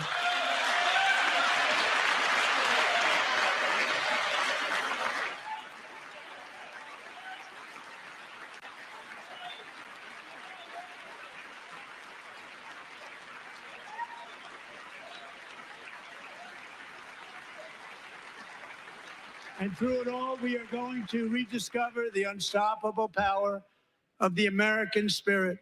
And we are going to renew unlimited promise of the American dream. Every single day, we will stand up and we will fight, fight, fight for the country our citizens believe in and for the country our people deserve.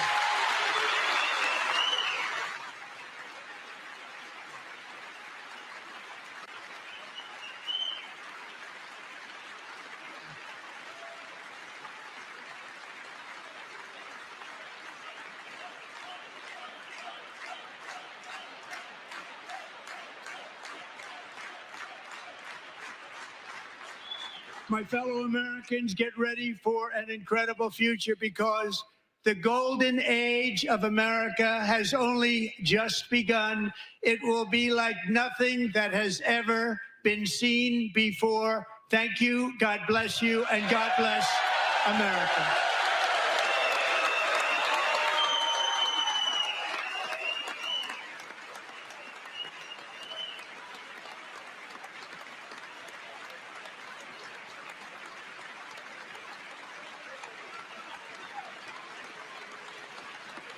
Damn, the Democrats can't wait to leave.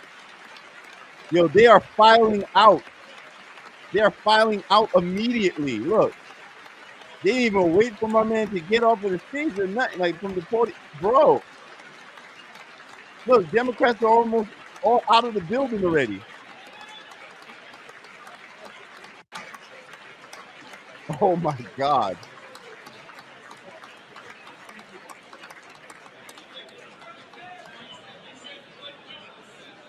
Wow. There's going to be a lot to talk about with this speech. Thank you very much. Great job. Thank you. Great honor. Thank you. All right, there you have it. Andrew Kraft here now in the anchor chair with some of the recap of what we just heard for a little over an hour and 40 minutes. President Trump touching on Wow. so many key focal points that you have heard him discuss throughout the last 43 days, including tariffs, Oh, there it is. including the illegal immigration crisis, including crime, including the wars between Israel and Hamas and Russia and Ukraine, and so many of these issues that Wow. we have heard from President Trump and candidate Trump as well. You see him there greeting members of the Supreme Court, members Oh of his boy. cabinet, senators as well, as he makes his How do way you all feel out about of that the speech? House chamber there.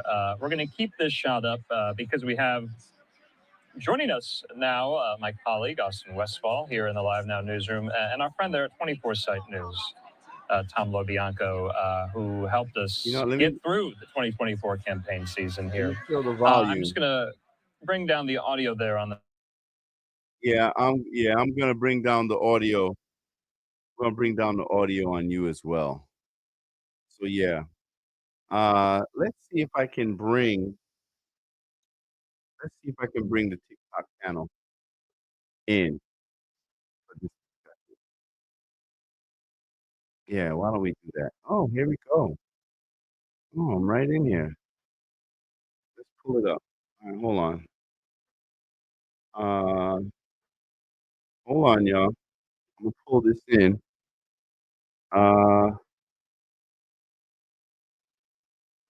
How do I do this? Hey, give me 1 second. Share this. Wait, what the hell happened? Oh, share this instead. Wait, what's going on? Oh shit, my bad. Here we go. Let's see now. Oh, boom. Okay, hold on. Yeah, so we're gonna go.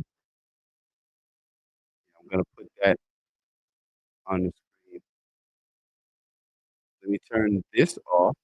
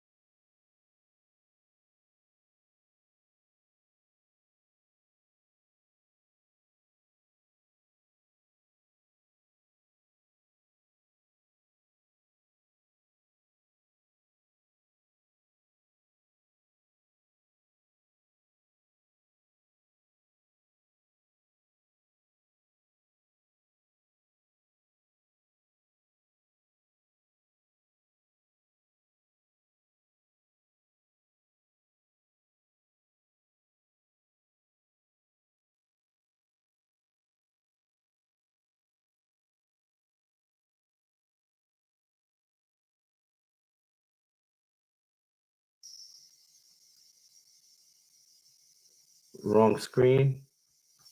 Share this instead. Boom. There we go. Here we go.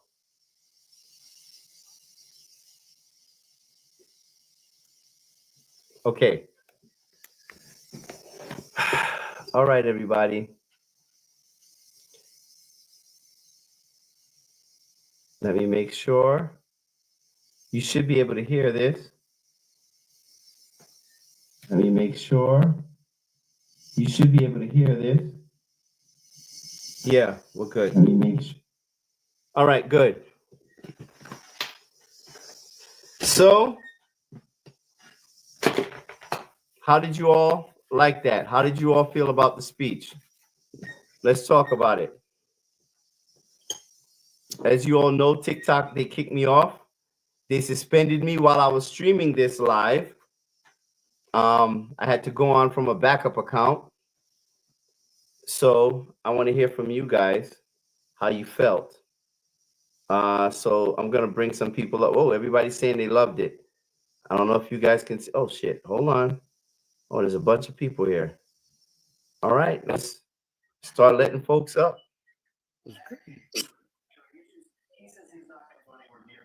Hey, John, how you doing? Good, dude. I think it was great. Telling you, man. But yeah, they stopped panning out on a lot of those things because they wanted to give the Don't Democrats. bring nobody up. I'll bring them up. They wanted to have plausible deniability. Oh, okay. Yeah. We'll do it like this. Boom. Okay. How did you feel about it, Riri? Tony, I was in tears. I'm so damn proud. It was the best thing I heard in a long time. I think he didn't, to me, I don't think he missed anything. I don't think he missed anything. I think I was very disappointed when he was speaking of the child that had the brain cancer and the other little gentleman that's going to West Point, and everyone was applauding, and the Democrats still didn't even stand up and applaud for these kids. That is a disgrace. It's disgusting. And if I have it my way, I will never allow another Democrat in that White House. If I can do anything, I am going to try my darndest to prevent that, and that's starting at the state level. Right. And I'm working on that already. So I'll be in contact with you because I did a couple of things that I wanted to fill you in on the state level, but I'll send you a DM. Okay. All right. Yeah, I don't know why it says that I blocked you from gifting. I didn't block anybody from gifting.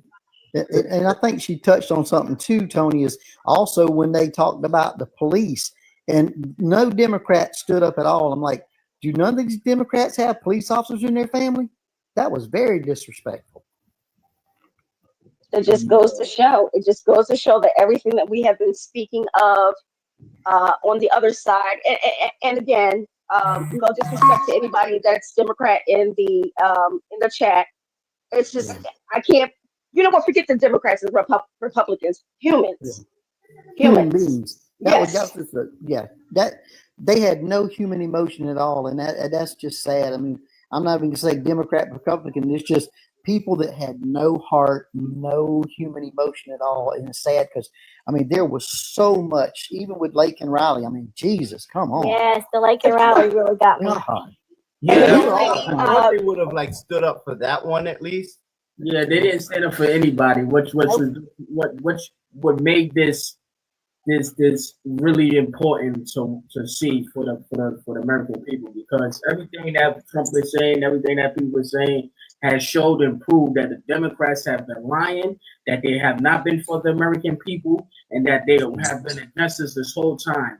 When they spoke of Jocelyn, the 12-year-old, and how she was sexually assaulted and murdered in a park, and nobody stood up, nobody gave it a round of applause, nobody said anything when he told them that he named a resort for the animals. and everybody just sat there quietly like they was just dead stone. Like nobody even had a reaction towards it. It just was mind blowing. When he spoke to the kid with cancer and he awarded him with the FBI badge, and they just sat there, nobody applauded. They just sat there and just looked nasty. And the whole thing was, it wasn't about it wasn't about Trump. It was about the children. It was about the victims, and they still made it about Trump rather than about. Trump said it. And you know what else? What else I noticed is every single American, true American, men and women, cried tonight. Yes. Yes, I know I I was in did. tears, eyelashes falling off and everything. Yeah. I know. Hey, Tony admitted we can cry, dude. And Tony was on Rumble. He wasn't crying. No, no, look here. Yeah, I was on Rumble because I got Yeah. kicked off of TikTok simply for streaming Yeah, Congress. It's You know what? crazy. Here did American. He said, Here did go ahead, Ray. Trump I said was just gonna himself, he said that literally it didn't matter what he did, he could cure every disease there is, basically, and they still would not give him credit, like him, Yeah. nothing. He can do no right in their eyes, regardless. Yeah, that was crazy because that's actually my talking point. I always say that. I say because it's like everybody hates they hate Trump so much that he could cure cancer, and Yes. it won't matter. They're gonna still find a way to complain about the way that he did it, and he used the exact talking point that I use. So And I the kinda- signs, come on. Tony, the signs they were holding up like kindergartners in the beginning. I was like, really? You I know knew what? Al Green was gonna get kicked out. Like he was there for the sole purpose of disrupting and getting kicked out. Like, Why is he there? Why does he think he's our leader? he's the one that's supposed to kick off every impeachment of Trump. He So literally only pops up when, something national happens about race. That's the only time he pops up. Was that the man with the cane? He's not a leader. But all of a sudden something happens where he can get some national recognition. He's a leader. yeah, I don't know. I kind of feel like it's just a whole marketing thing that's gone wrong.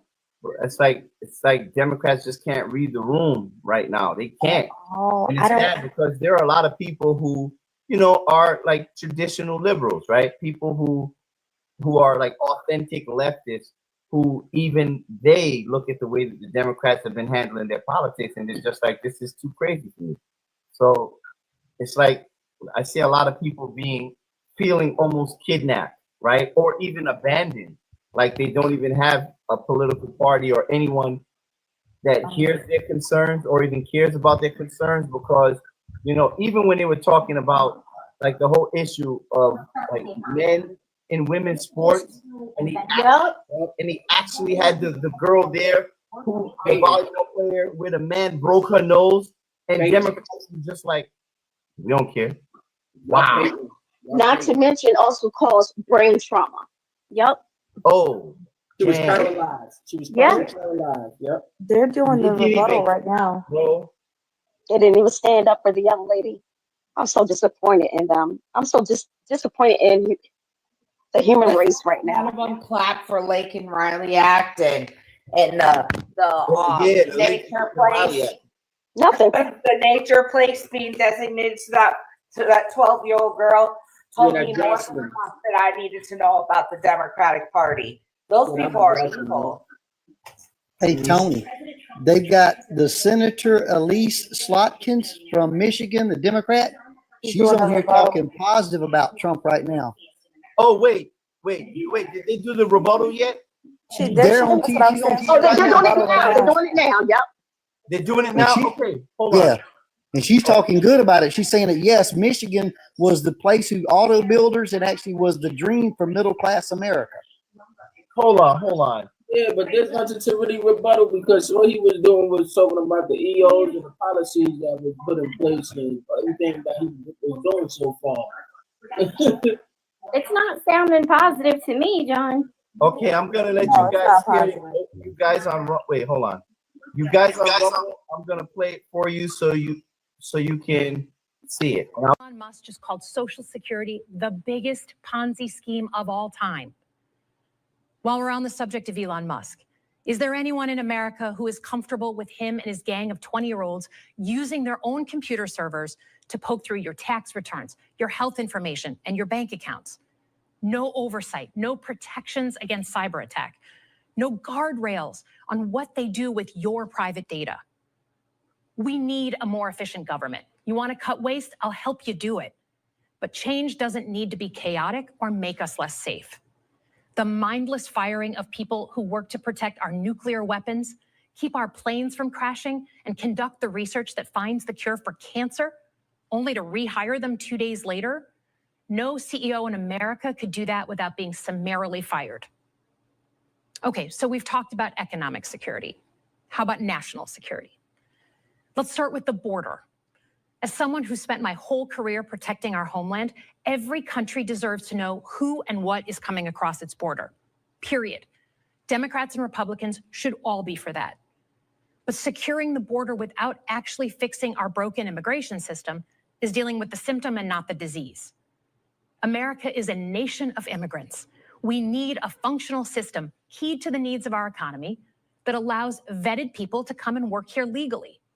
So I look forward to the president's plan on that. Because here's the thing, today's world is deeply interconnected. Migration, cyber threats, AI, environmental destruction, terrorism. One nation cannot face these issues alone. We need friends in all corners, and our safety depends on it. President Trump loves to say peace through strength. That's actually a line he stole from Ronald Reagan. But let me tell you, after the spectacle that just took place in the Oval Office last week, Reagan must be rolling in his grave. We all want an end to the war in Ukraine, but Reagan understood that true strength required America to combine our military and economic might with moral clarity. And that scene in the Oval Office wasn't just a bad episode of reality TV. It summed up Trump's whole approach to the world. He believes in cozying up to dictators like Vladimir Putin and kicking our friends like the Canadians in the teeth. He sees American leadership as merely a series of real estate transactions. As a Cold War kid, I'm thankful it was Reagan and not Trump in office in the 1980s. Trump would have lost us the Cold War. Donald Trump's actions suggest that in his heart, he doesn't believe we're an exceptional nation. He clearly doesn't think we should lead the world. Look, America is not perfect, but I stand with the majority of Americans who believe we are still exceptional, unparalleled. And I would rather have American leadership over Chinese or Russian leadership any day of the week. Because for generations, America has offered something better. Our security and our prosperity, yes, but our democracy, our very system of government, has been the aspiration of the world. And right now, it's at risk. It's at risk when the president decides you can pick and choose what rules you want to follow, when he ignores court orders and the Constitution itself, or when elected leaders stand by and just let it happen. But it's also at risk when the president pits Americans against each other, when he demonizes those who are different and tells certain people they shouldn't be included. Because America is not just a patch of land between two oceans. We are more than that. Generations have fought and died to secure the fundamental rights that define us. Those rights and the fight for them make us who we are. We're a nation of strivers, risk takers, innovators, and we are never satisfied. That is America's superpower. And look, I've lived and worked in many countries. I've seen democracies flicker out. I've seen what life is like when a government is rigged. You can't open a business without paying off a corrupt official. You can't criticize the guys in charge without getting a knock at the door in the middle of the night. So as much as we need to make our government more responsive to our lives today, don't for one moment fool yourself that democracy isn't precious and worth saving. But how do we actually do that? I know a lot of you have been asking that question. First, don't tune out. It's easy to be exhausted, but America needs you now more than ever. If previous generations had not fought for this democracy, where would we be today? Second, hold your elected officials, including me, accountable. Watch how they're voting. Go to town halls and demand they take action. That's as American as apple pie. Third, organize. Pick just one issue you're passionate about and engage. And doom scrolling doesn't count. Join a group that cares about your issue and act. And if you can't find one, start one. Some of the most important movements in our history have come from the bottle up. In closing, we all know that our country is going through something right now. We're not sure what the next day is going to hold, let alone the next decade. But this isn't the first time we've experienced significant and tumultuous change as a country. I'm a student of history, and we've gone through periods of political instability before. And ultimately, we've chosen to keep changing this country for the better. But every single time, we've only gotten through those moments because of two things: engaged citizens and principled leaders. Engaged citizens who do a little bit more than they're used to doing to fight for the things that they care about, and principled leaders who are ready to receive the ball and do something about it. So thank you tonight for caring about your country. Just by watching, you qualify as engaged citizens. And I promise that I and my fellow Democrats will do everything in our power to be the principled leaders that you deserve. Good night, everyone. Okay, you were just listening there to Michigan Democratic Senator there, the freshman, Alyssa Slotkin, urging Democrats to keep engaged, rebutting some of the points made by President Trump there in this speech to a joint session of Congress. That was the official rebuttal. We also have some responses going on as well live right now with some of these other prominent Democrats, progressive ones at that. We'll get to those in just a minute here. Remember, we were highlighting some of the reaction on social media before we had to cut in there for Senator Slotkin. We were doing that with my colleague there, Christina Evans. She joins me yet again.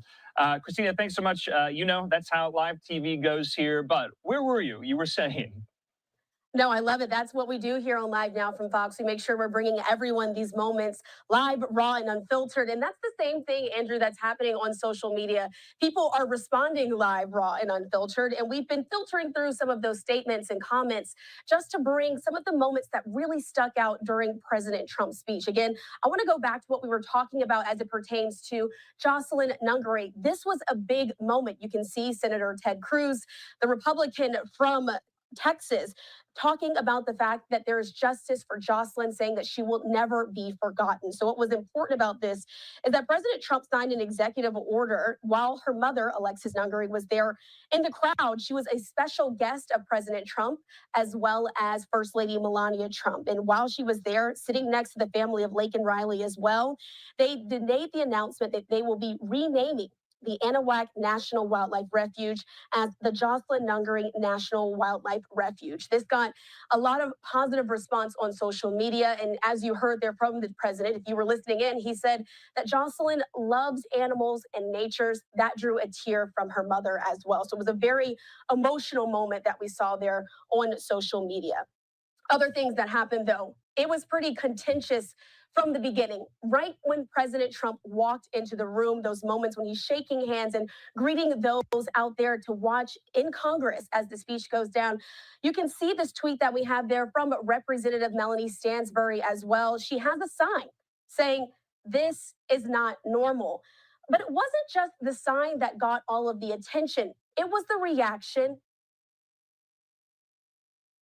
His spirit needs to be the fuel for the rest of us in this country. And I get what we were saying a little bit earlier about how he came, Trump started, saying that God saved him. But before he went into that, he did give that man honor for what he done and being a patriot for what he did for his family. And he said I just wanted to bring like that him up. Yes. that make this country strong. That's right. Yeah, I thought that was really nice what he did, what they did for the young boy with cancer. Yes. They're making him like a Secret Service agent. Did you see his eyes? That was That so was nice. huge. That was huge. Yeah, that's what I was talking about. Not even a single Democrat stood up and applauded that. But I They don't all know, sat down. 'cause I didn't see the camera angle, but I did see a couple of I think Debbie Washington Schultz, somebody else, they were just sitting there, stone face. But I can't say that no one stood up because I didn't see it. But I hope the Democrats stood up for that. They didn't. No, because they panned around On and Channel they were 10. starting to chant his name. they were saying DJ, DJ, and they panned around, and the Democrats were all sitting there. They were saying, Sad. They were saying that they didn't get up not once. We didn't get up that one time. Only three of them got up and applaud, and they were just scattered around. It was like basically they was hiding out. They didn't even really want to stand in front of the Democrats themselves. Yeah. Well, see, the Democratic Party today is not like what it used to be. Back in the old day, when we had Republicans and Democrats, we were divided parties, but we were in the same mission for this country. We just had different ways we looked at about doing it. That was the only thing that divided us. But now the division is the Democrats of this new party, they want to tear us down. They don't want us as citizens to have anything. They want to tear us down and take everything away. Because one thing about it, you know how they keep going after our gun rights? Well, when they take the guns away, then what? Then they can take everything. Yep. You think you look at our nation, how many other countries out there that has what our country has? We have NASCAR, we have football, we have baseball, basketball, huge shopping malls, and I mean the list goes on and on and on. But then you look at previous administrations, Democrat has been in there, like back when Obama was in. How many of these great big malls that just about totally collapsed because the economy fell so bad? And then the last 4 years with Biden, brother, man, you know they ain't helped us out none. This Democrat Party today is not about the people. And all them sitting in there like we're talking about and not doing nothing, just sitting there. And Trump even told him, can you not for one night applaud for the good things of the American people? That was kind of messed up. Yeah, because he said at least join us. That's right. Just He one was trying to time. be inclusive. One night. Can we just talk about how horrible Nancy looks? She looked terrible. She looked He even bad. called them out for not clapping for Kennedy. He was like, you would think saying that last name, they would be They clapping. forget. You're right, right. Also, they forget. Yep. That was Right. good look. Y'all, when he was talking about the ages of the people that are getting Social Security checks, where are those checks going? And when he was saying that and he looked at Kennedy, that was the line of the night for me. I guess we're healthier than we thought. That was great. That was great. 9 years old. Well, they said he was lying. You were yelling that he was lying. Yeah. Yeah, with their kindergarten signs. That's what I'm talking about. Oh, yeah. So I don't know. Oh man, I just thought that was an embarrassing display for the country because listen, I'm not a Republican. I'm not a Democrat. I mean, I do support what Donald Trump is doing because, you know, a lot of the issues, I wish people could focus on interests, right? Because if you look at your political interest, that's all that should matter when you vote, right? But I thought that was an embarrassing look for the United States because at the end of the day, like the way that, like to undermine him and disrespect him that way, I don't think that's not good. I think it sends a signal to other people, other countries, not to respect, you know, the president. Whether you like it or not, he's the pilot of this plane. And if we continue to try to sabotage everything that he's trying to do, you know, it's like you're trying to get the man to crash the plane that we're all on. Right, Now, but Tony, stop and think about this, Tony. hold on. But what I was trying to say is that, you know, damn, I forgot what the hell I was saying. But go ahead. Well, I forgot what I was saying. Go ahead. United we stand, divided we Think how fall. he was the pilot of the plane and he's our leader, and you want other countries to respect us, and they're causing it to look like it's okay to not respect him because they're here and under his leadership and they're not respecting him. I get it. But how sad is it that in the day and age, and that because he's the leader, he has to get up there and literally air our dirty laundry for the whole, for everyone to see, because that's the only way he can get it out there to let even the Democrats that are still in the darkness see where their money's going. I don't know. I just don't understand how people can be actively campaigning against finding out about waste and fraud in their own government. Like, you know what I'm saying? It's like, let the audit go through. Let's find out let's dig deeper into the information to find out, what exactly what savings we can find instead of trying to stop him in the process. And it's just so many issues. He covered a lot of issues. I'm not gonna lie. Even with the illegal immigration, I mean, let me ask you, like, if you're a Democrat, are you upset that illegal crossings are down by like 96%? Like, is that something you should be angry about? You know what I'm saying? Because not one of them, they didn't clap for that.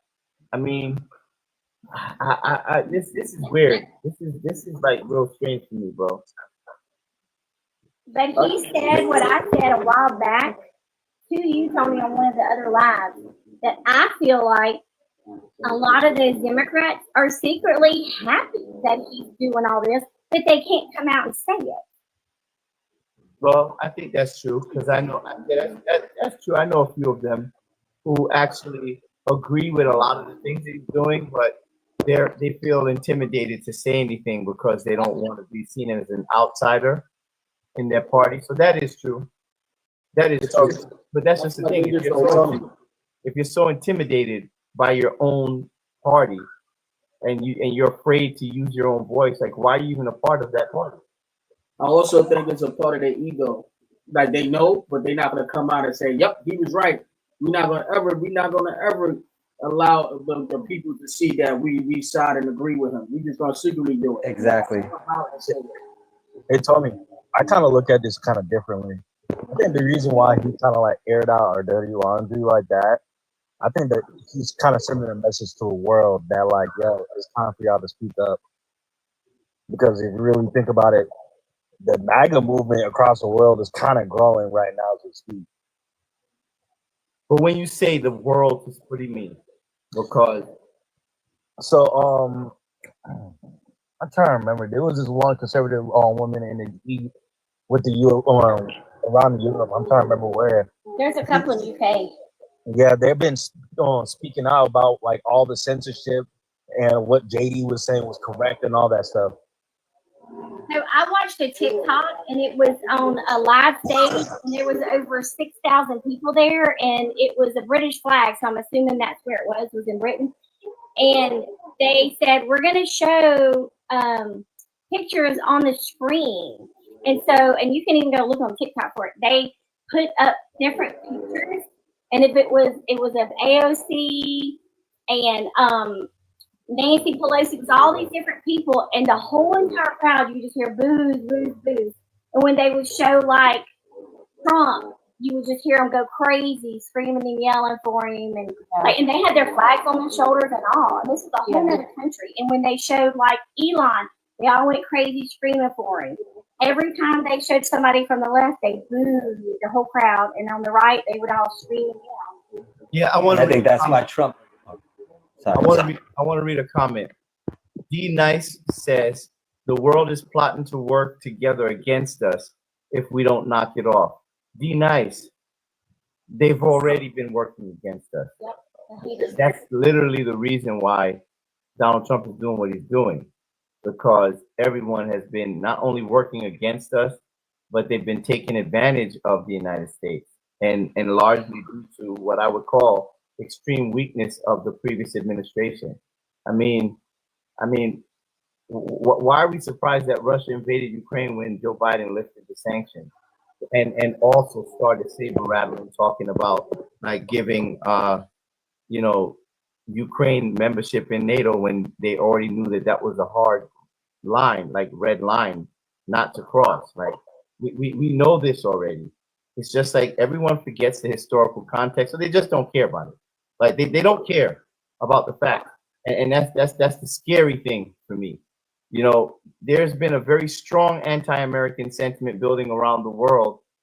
I mean, for some time, to be honest, but for a while, it's just been like, yeah, they're dumb, they're stupid. We're gonna keep taking advantage of them. That's why the NATO so-called allies have not been contributing their share for some time now, and we've been as a country picking up the tab. But under Joe Biden, you saw extreme weakness that led to these proxy wars and led to this entitlement that we've seen by foreign countries who believe, and I'm sorry, Zelensky came to that meeting extremely entitled. We're also finding out now that that was the third time that he reneged on the deal. And to be honest with you, if I was Donald Trump, I would have been pissed the hell off too. And everyone keeps saying that the numbers that Donald Trump is talking about with the 350 million is not true. Yeah, because he's not just talking about over the last 2 years. He's talking about since 2014. You understand what I'm saying? So it's like the total contributions that we've made is just way too much, and it's your tax dollar. It's your money. I mean, is this what we want to prioritize as Americans? That we want our tax dollars going to pay for these foreign wars that are on a whole ocean away from us, while the people who are directly affected by it, damn near don't contribute anything. I mean, this doesn't make any sense. Do you know how much money the United States contributes to the NATO defense budget? 70.5% of that budget is covered by us. Like, are we care? Do we care about facts? Tony, did you see the graph that shows how I much don't think- money that we actually were sending out over to Ukraine? Like, it actually gave you a breakdown on grants, loans, and then I'm trying to remember the other category, right? It is Probably weapons. crazy. Weapons. So I have a question. So, like, maybe basically, wait, can I finish real quick? Basically, when you compare the EU to the United States, the money that the EU was actually sending to Ukraine was a majority of it was a loan, right? And then the money that we've been sending over to Ukraine was a grant. So basically, money that they don't have to pay back. Well, I'm gonna send that to you. Second, I'm trying to find my earpiece, They but I'm still corrected here. him on that. Didn't they say it wasn't a loan or something like that? They said Macron said it wasn't a loan or something. So I got to check that information. I got you. I'm gonna send it to you. Yeah, D Nice, what's up? Please don't teacup. Don't come up here and teacup. I have a question. He Maybe said he had to find his earpiece. maybe somebody can answer this. Oh, Give me 1 second. I gotta find my earpiece. So So give me 1 second. Okay, you know what? Re-request. if we are sending all this money over there, what is it being spent on if we've also sent all of the armory for them? What do they need the money for? If we're sending all of the stuff they need to fight with anyway. I mean, you have other expenditures besides just weapons. You know, people gotta Food, and they gotta pay the So they're soldiers. using our money to buy back from us, or they buying from other countries? Is what I'm Wait. saying. Yeah, they're not buying back from us at Exactly. the rapid rate that they should be, but it's I crazy. heard they're selling the weapons. Well, So they got taken. So let me ask you: do you believe that what the Democrats did tonight made them look bad, or do you think it made them look stronger, or what? Bad. They I don't know how anyone can even see it as being stronger. I see it both ways. Yeah, it could be both sides. It could make them look strong to the weak-minded, but it made them look weak to the strong-minded. It made them That's a look. good Oh, way that to was put it. good, King. I like that. That was good. Anybody with any sort of moral compass will see that as bad. Anybody. Especially when he was talking about all the good stuff, and they were just staying there quiet and not even standing in ovation for the good stuff, like helping the police and lowering violent crimes and all those places. But look how a lot of the Democrats think. He brought up the police, and the only thing that they thought about was, oh man, police brutality.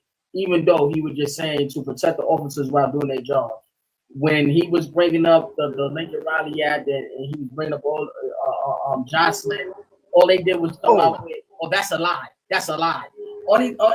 That's the way their mind works. They always find a rebuttal, even when it's the truth. They don't care to ever admit when they're wrong. They will always say, "That's a lie. I'm going to point this out and say something towards that." It's always a rebuttal.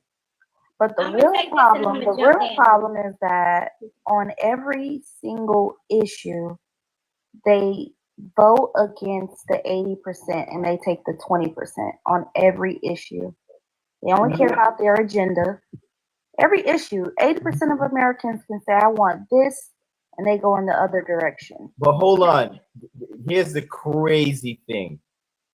When he was talking about no tax on tips, no tax on senior social security, no tax on overtime, bro, not a single one of them clapped. No one cared. But here's the thing that made it even look worse. He Did pointed you it out. see when they panned over to Rashida Tlaib and she had a sign that said pay your taxes?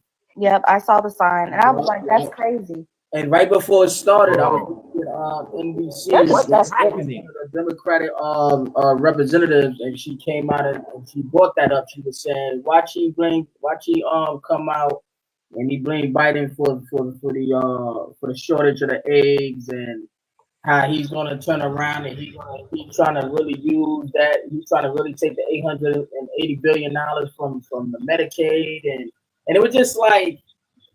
It's just like the word salad and the replay that y'all trying to put out before the speech even took place. So that was people would be like, oh, no. See, yep, she was right. And it just showed on a reason why a lot of them didn't get up and clap because they all was feeding into that narrative. They didn't really care. They just were showing their stance of we wearing pink tonight and we against everything else. We don't even care what you're talking about. It's just like it's going in one ear and out the other. They didn't even care. But Nancy Pelosi, she kept turning around. I kept looking at her. She kept turning around, looking at everyone to make sure everybody was holding up their sign. It looked like she was trying to look to make sure everybody was in place. They were holding up their signs, just to make sure everybody was in order. She's the ringleader. Did she give me the box? Bro, this is crazy. Instagram got me with 0 viewers. I got, I am so shadow banned on Meta, it makes no sense to even live stream there.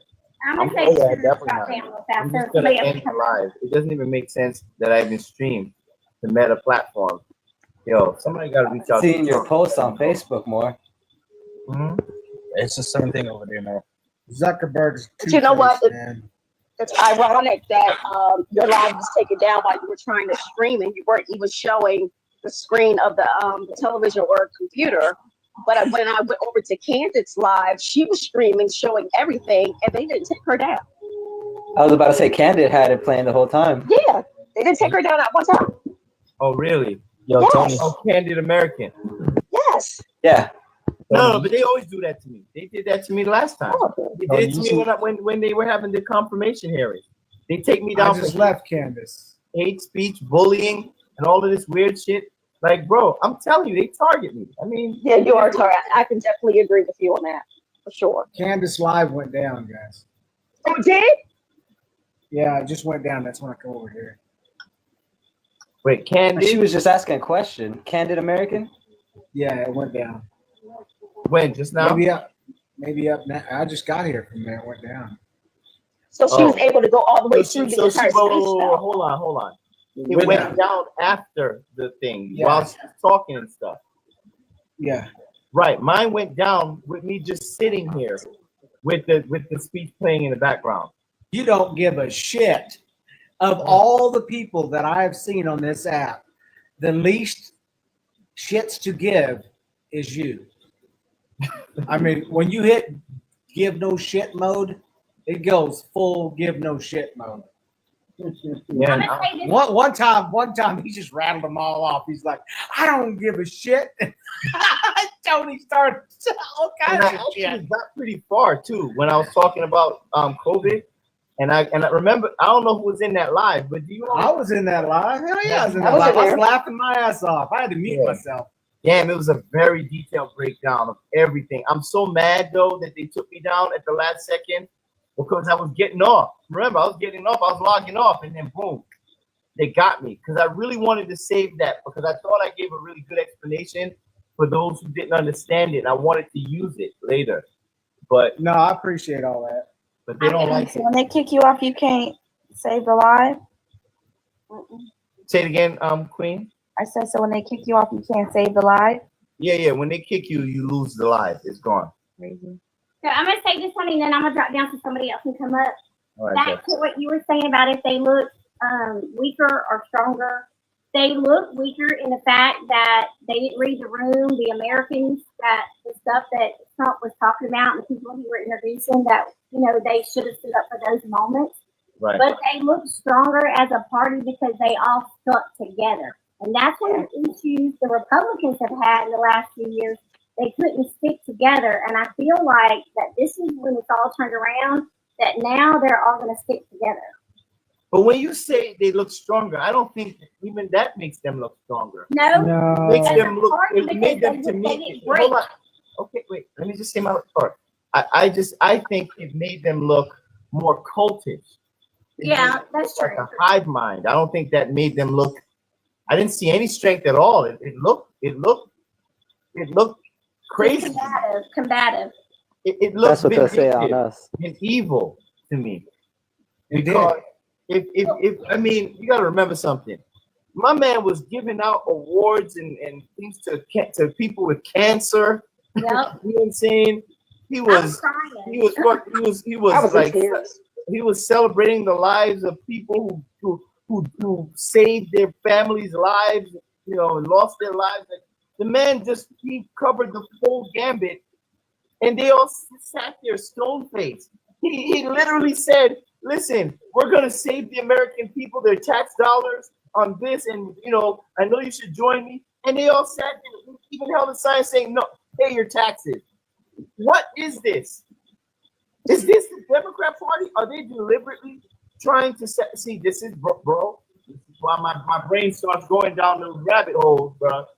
Like, why are Democrats so comfortable being like this? What do they know that other people don't know? Even when he was What do you talking think? about the health, you know, like making everybody healthier with the autism rate, it was 1 in 10,000, and now it's 1 in 36. 36, And he said right. He put Bobby Kennedy on it and everything, and nobody clapped on their side. No, they were and he talking pointed shit. that out. You hear him yelling at him? Why he said that? Look, the man could have announced that he literally discovered himself the cure for cancer, had evidence, and it wouldn't have made a difference. Yeah, and he said it. So Tony, where are you going? Where's your mind going on when you said going down a rabbit hole? Like, what are you thinking? I don't want to do it on my live. Oh, God. I don't want to do it on the thing. We'll do it in like a little TikTok live. Don't get him all. I'm doing that shit on TikTok. No, I'm not. No, I'm not. You know what? Fuck TikTok. I'm telling y'all this. Listen, I'm going on X.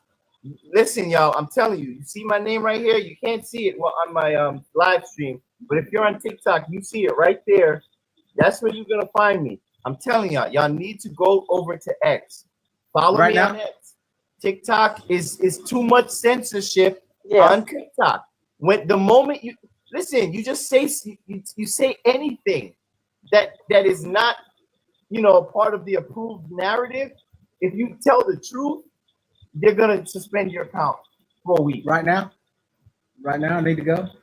Right now, are we live on TikTok right now? No, I'm live on the other Oh.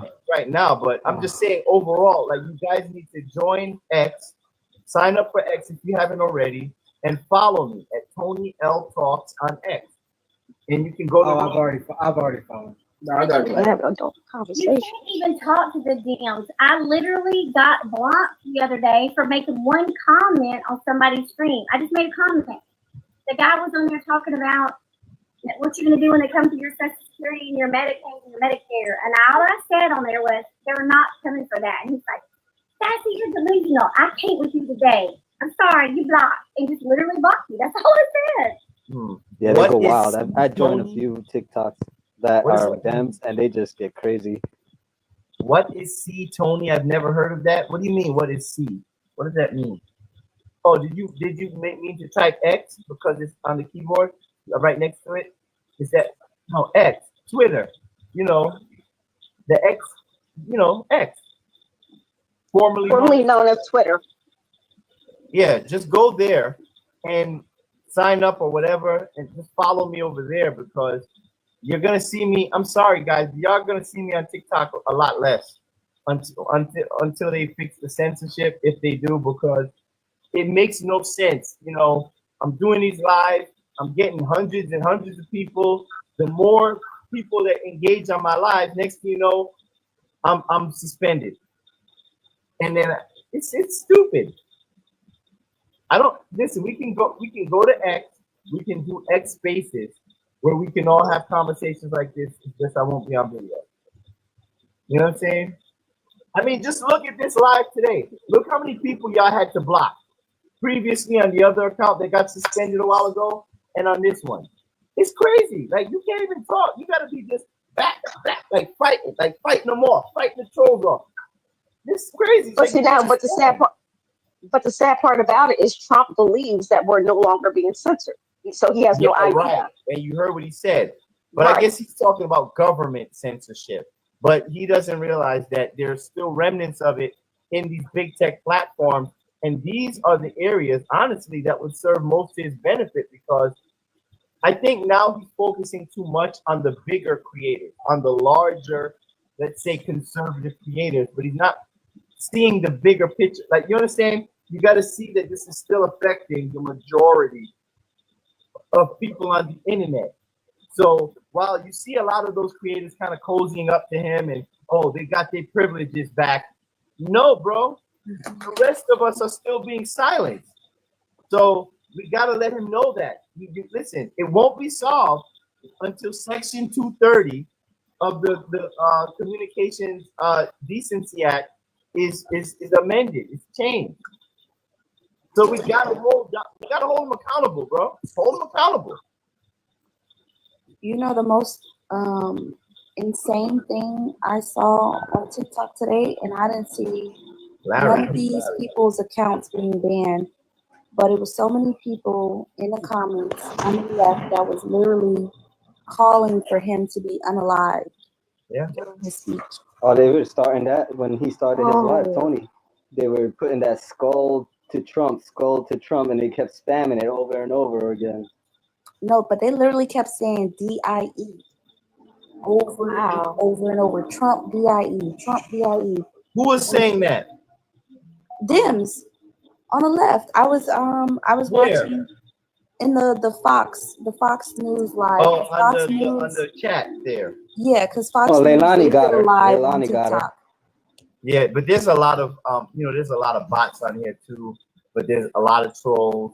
It's just so crazy the insanity on the internet. But listen, I can deal with that, but it's harder. It's harder. Yo, somebody got mad noise in their background, but it's much harder to deal with when you're actively being censored as well. You know what I'm saying?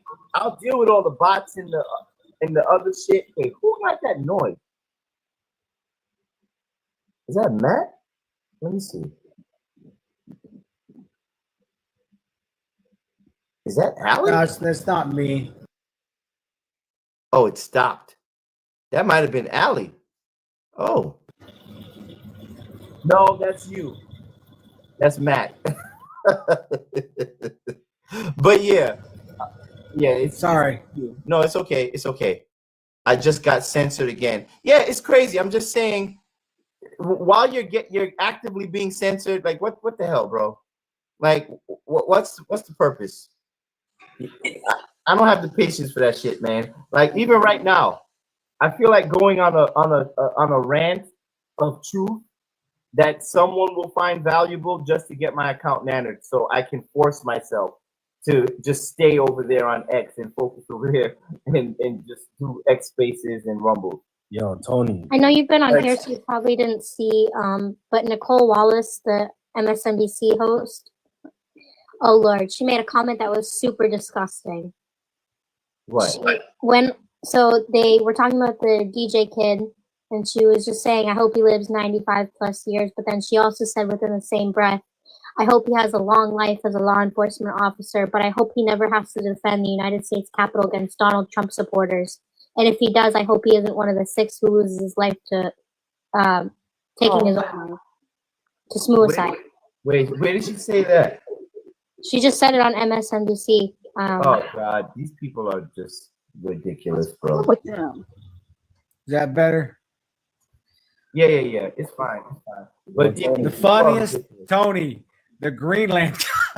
The Greenland comment, man. That was hilarious. But you know, that can't be hyperbole. No. Because Trump has to be held to Jesus standards. He can't make a hyperbole. Oh, no. He's not allowed to do that. This means that we're going to attack Greenland. That's what this means, right?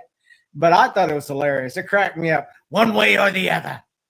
Yeah, it's like, damn, people don't even have a sense of humor anymore. But I get it. Look, man, I just think some people, they're committed to misunderstanding you, and that's and you know, Trump, he showed it right there. You know, he gave them an opportunity, you know, to join with them on, you know, trying to fix the economic issues in the country and things of that nature. And they just were like, no, hell no, F you. Yo, Tony. I've got to be careful when I say religious things. I don't want to freak anybody out on the panel, but my grandpa used to tell me, wherever there's drama, that venue will win. He talked about the veil, and he used to tell me all the time. He's like, you're never going to win. If you cast your pearls before swine, they're going to turn on you. And it was just, and he told me all the time, and it reminds me a lot of today's social media. It's really not a good proposition for people who are of kind of our mindset. We just want to talk. That's all. We just want to work it out and talk, you know, and it just doesn't, it's the drama always tends to take over, you know, all the hyperbole and it's insane. Okay, good night, Sassy. Good night. Good night. I'm gonna drop down also, Tony. I want everybody to have a great night. Good night. Thank you. Appreciate you. Thank you coming for in. having me. later. I have a question. Do you think that the Democrats that were there believe that what they did made them look favorable in the eyes of the voters? I don't think they care. Yeah, I was just about to say that. I don't think they even lose any sleep at night. Sadly, Tony, I gotta say this, but I see a bunch of people in our community that's actually happy with what happened in there. You saw people that are happy with what they did? Yeah. Yeah, a lot of them were on their phones, like Elizabeth Warren. They were texting each other. They were smiling throughout the thing. Like they didn't care, and their supporters aren't going to care either. I mean, you should watch the rebuttal that Alyssa Slotkin did. She is the perfect embodiment of the Democrat Party and everything that's wrong with it. And her rebuttal just cries, let's, democracy, but then has a bunch of contradicting statements. Yeah, like people on Instagram right now is like praising Al Green for what he did. And that's the reason why they don't care, because they said Ali, the supporters. As long as they have people supporting their foolery, they're gonna continue. They don't care.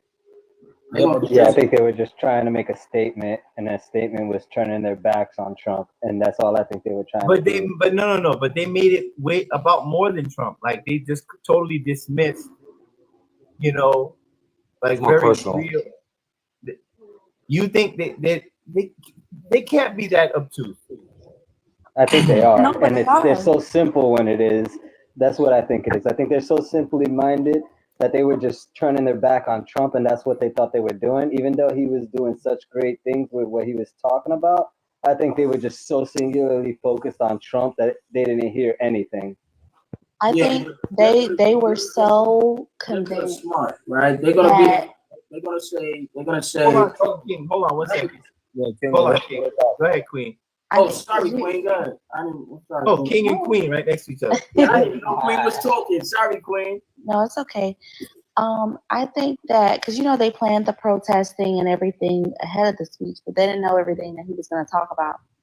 I think that they were so convinced that he was going to put his foot in his mouth, and they had all this pre-planned.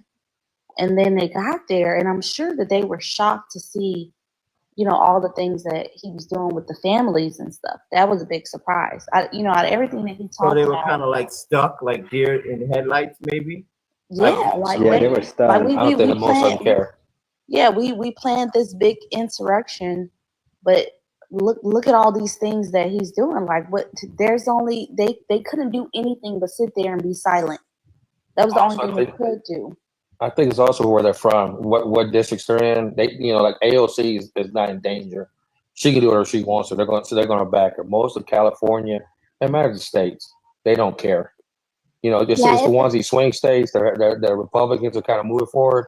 I mean, they have to be strategic. There's like a lot of people don't like Fetterman right now because he's kind of in the center. Like he even said, he doesn't want to see the president fail. But Democrats want to see Trump fail. Yeah, let's go down the list. When it came to democracy, they didn't clap. When it came to his achievements, they didn't clap. When it came to a child cancer survivor, they didn't clap. When it came to fighting crime and helping working families, catching terrorists and destroying cartels, they didn't clap. What did they clap for? Ukraine. It was the only thing that they clapped for. Yep, ridiculous. We took JD Vance. We took Tulsi Gabbard. We took Tulsi Gabbard. We took JD Vance. Who else? Kennedy.